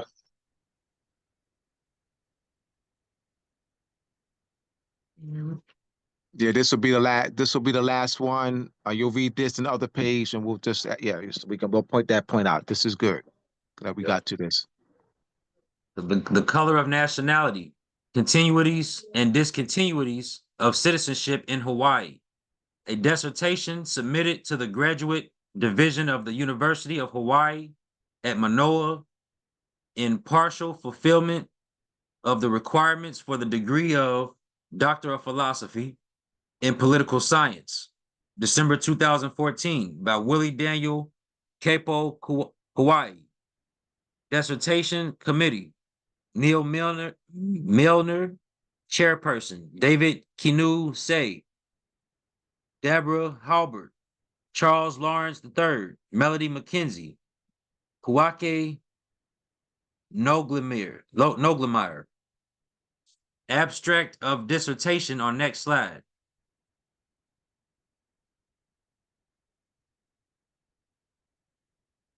Abstract. This dissertation examines the evolution of citizenship in the Hawaiian Islands from the late 18th century to present day. Until 1887, race was not used as a basis to determine citizenship in the Hawaiian Kingdom. During the Hawaiian constitutional era, 1840 to 1887, people of all origins were extended rights, privileges, and protections. Acquiring Hawaiian citizenship was based on allegiance, not skin color. This tradition of political inclusion was disrupted by the 1887 Bayonet Constitution, which for the first time introduced racially exclusive policies aligned with American racial standards of citizenship. The term Hawaiian became codified under the Bayonet Constitution as a racial or ethnic marker rather than an indicator of nationality or citizenship. Hawaiian nationality was further complicated in 1898 by the United States' illegal occupation of the islands. Considering, however, that the U.S. never legally acquired the islands, the history of citizenship brings forward many political and legal implications today. Recent and current legal proceedings in international courts and U.S. courts are now challenging and reconceptualizing U.S. sovereignty in Hawaii. Such challenges to U.S. jurisdiction in Hawaiian territory presume a continuity of Hawaiian sovereignty, given the legal bond between citizenship and sovereignty. This also presumes a continuity of Hawaiian nationality. Of Hawaiian nationality. This begs the question: in light of the United States' illegal occupation, who comprises the Hawaiian citizenry today, this dissertation answers this question through an analysis of the origin, evolution, and present condition of Hawaiian citizenship. It also provides a recommendation to address some of the many complications of citizenship that has resulted from the ongoing illegal occupation, now in its 121st year. And that was 2014. Mm. So, and constructive language doesn't change one's descent nature. There's no document in the world, no document, no instrument, nothing, anything, no act, nothing, no act, nothing that can change our descent nature. No act, no descent. Our descent, that's biological. It's subjugation. The native people of Hawaii's descent nature has never been changed. It's impossible to change a people's descent nature. No act that you can ever think of can do that. It is merely subjugation. They 1993 Hawaiians. 1893 Hawaiians. 1850 Hawaiians. 1800s Hawaiians. 2025 Hawaiians. Nothing, their descent nature hasn't changed. They've been subjugated since 1993, but the descent nature hasn't changed.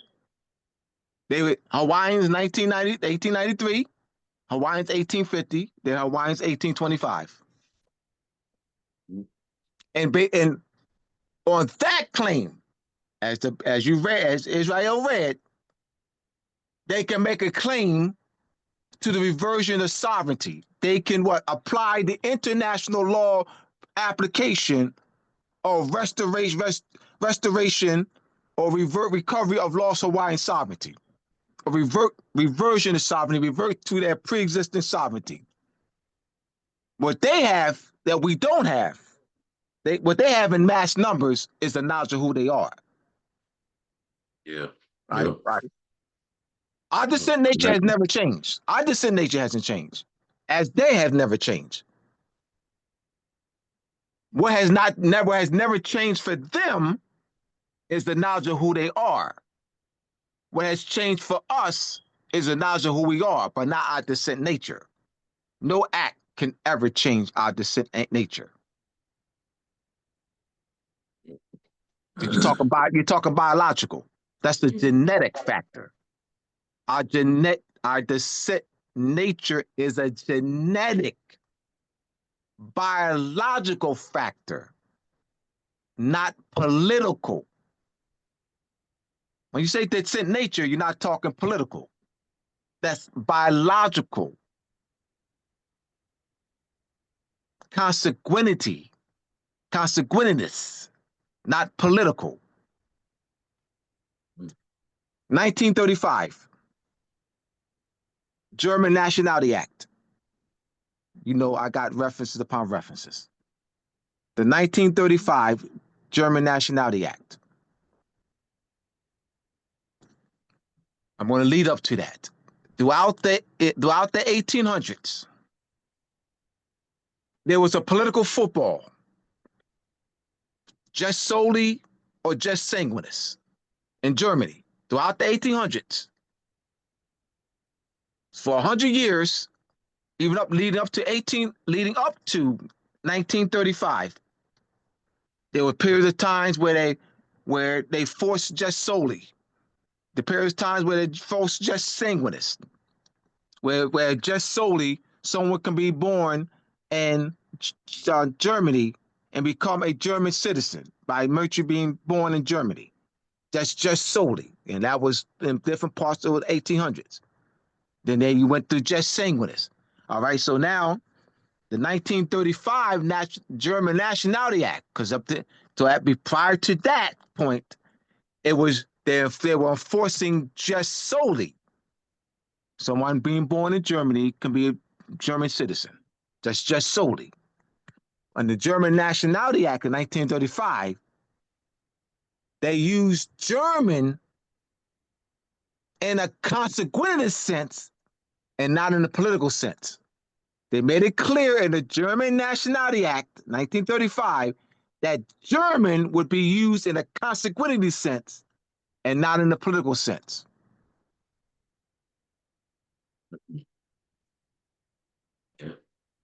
All right. So what's next after that? I'm just curious. Is are we pretty much Evolve and breaking down the all devolve right, and evolve. all right, just read that and then we'll end, yeah, we'll end on this. So the D in devolve is a clue to its meaning. When things devolve, they deteriorate, degenerate, fall apart, go to the dogs, and generally end up worse. When a classroom gets loud and rowdy, a teacher might say the class has devolved. There is another less negative meaning of devolve. You can devolve responsibilities. For example, the US government could devolve a certain responsibility to the states. The non-negative meaning of devolve is kind of like passing things on in a wheel. If I devolve something to you, you inherit it.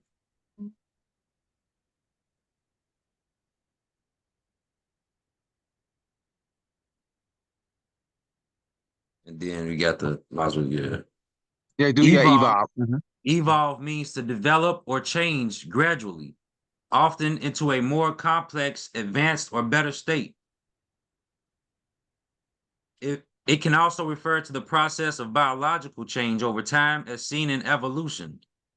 Here's a more detailed breakdown. General meaning, gradual change. Evolve implies a slow, ongoing process of transformation, not a sudden or abrupt change. Development, it can mean to grow or become more developed, whether in terms of complexity, skill, or understanding. Transformation, evolve can also mean to change in character, nature, or form. Now, if you look at the development, the one that says general meaning, and look and read development, it can mean to grow or become more developed, whether in terms of complexity, skill, or understanding. This follow me, my brothers and sisters. This is critical thinking analysis. All right? I'm going to teach y'all something. I want y'all to use your critical thinking analysis, but I got to point these out to you. Let's look at these general meanings. Gradual change.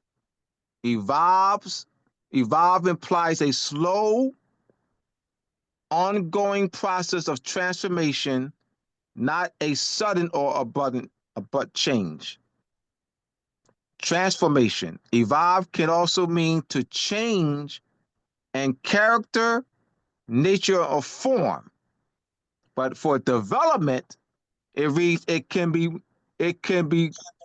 mean to grow or become more developed, whether in terms of complexity, skill, or understanding. Now, under the gradual change and transformation, does that necessarily mean more developed, more complex, grow, become more developed, what in terms of complexity? Because something changes, does that necessarily mean it's more developed? Because you change something, does it mean that the change is more developed, more complex? See that? Mhm. See that? So, so if you just take that and say, well, evolve means to change. Evolve means to change slowly. Does it? Let's use epistemology. You said, because you read a definition in a dictionary, that evolve means to change slowly or change. Does it?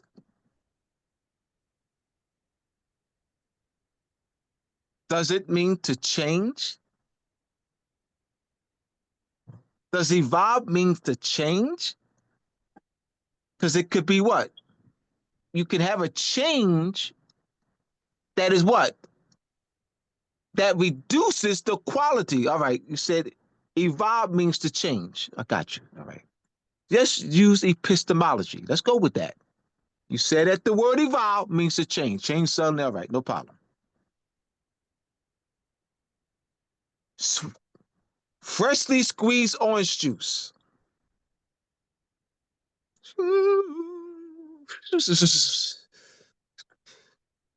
All right. Oh man. Let me put some water to it.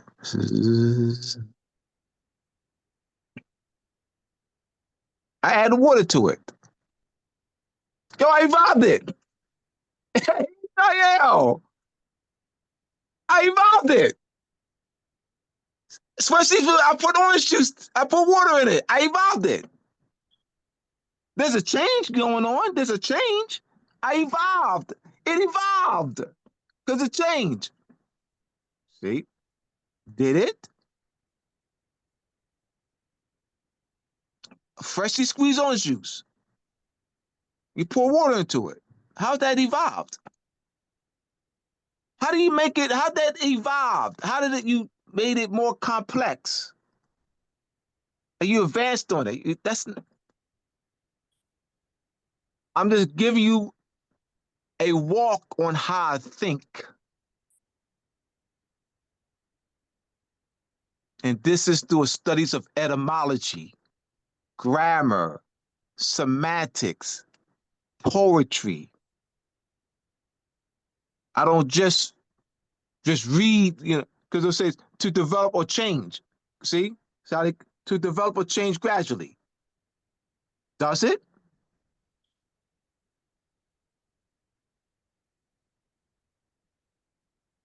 So you construct new meanings. Are you evolving?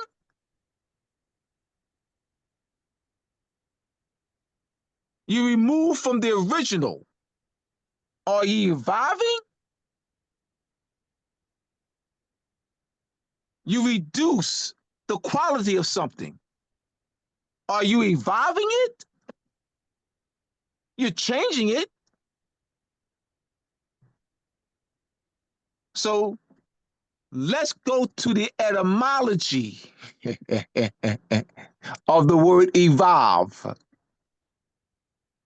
What is the etymology of the word evolve? Is it roll out? But if you are reducing the quality, it's actually devolving. If you're reducing the essence, if you're removing the essence, reducing the quality, you're not evolving, you are devolving. So there's a use of wrong words. That which has gone through a devolution is actually termed as a evolution, as in constructive meanings. See how they got us? This is teaching. This is critical thinking, teach you how to think. This is not taught in the schools like this. There's no critical thinking analysis done in the schools. All right, my brothers and sisters, thank y'all for riding with us. All right, once again, the class, the trust and contractual legal safeguard course. King, you still with us? Brother King. Brother King. I wanted him to give at least 3 minutes, but all right. The trust and contractual legal safeguard course registration still open. The first class is this Saturday from 2 p.m. to 5 p.m. Eastern Standard Time. People are still registering. People registered yesterday, today. So registrations will be open. The Eventbrite will be open up until May 17th, and we'll keep it open 2 weeks after that. And you have to go to you contact me at 215-300-5471, and I'll give you the Cash App. You would have to use Cash App after May 17th. But up until May 17th, you go to the Eventbrite, which will be placed on Abdullah Bey's Facebook page, as well as Israel Bey, his name, Israel Bey's Facebook page. There's the flyer in the Eventbrite link. You want to give us some departing words, Israel? Terrence, you still with us? I am here. All right, so Israel and then Terrence. Terrence, you'll finish with us. You'll finish with the departing words.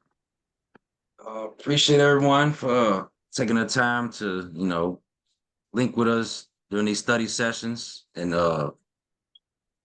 get these proper concepts, so we can start changing some things, making some changes, becoming the change we want to see, the correct concepts. Yeah, so the next, should already have that ready. That's the 14th. Next session.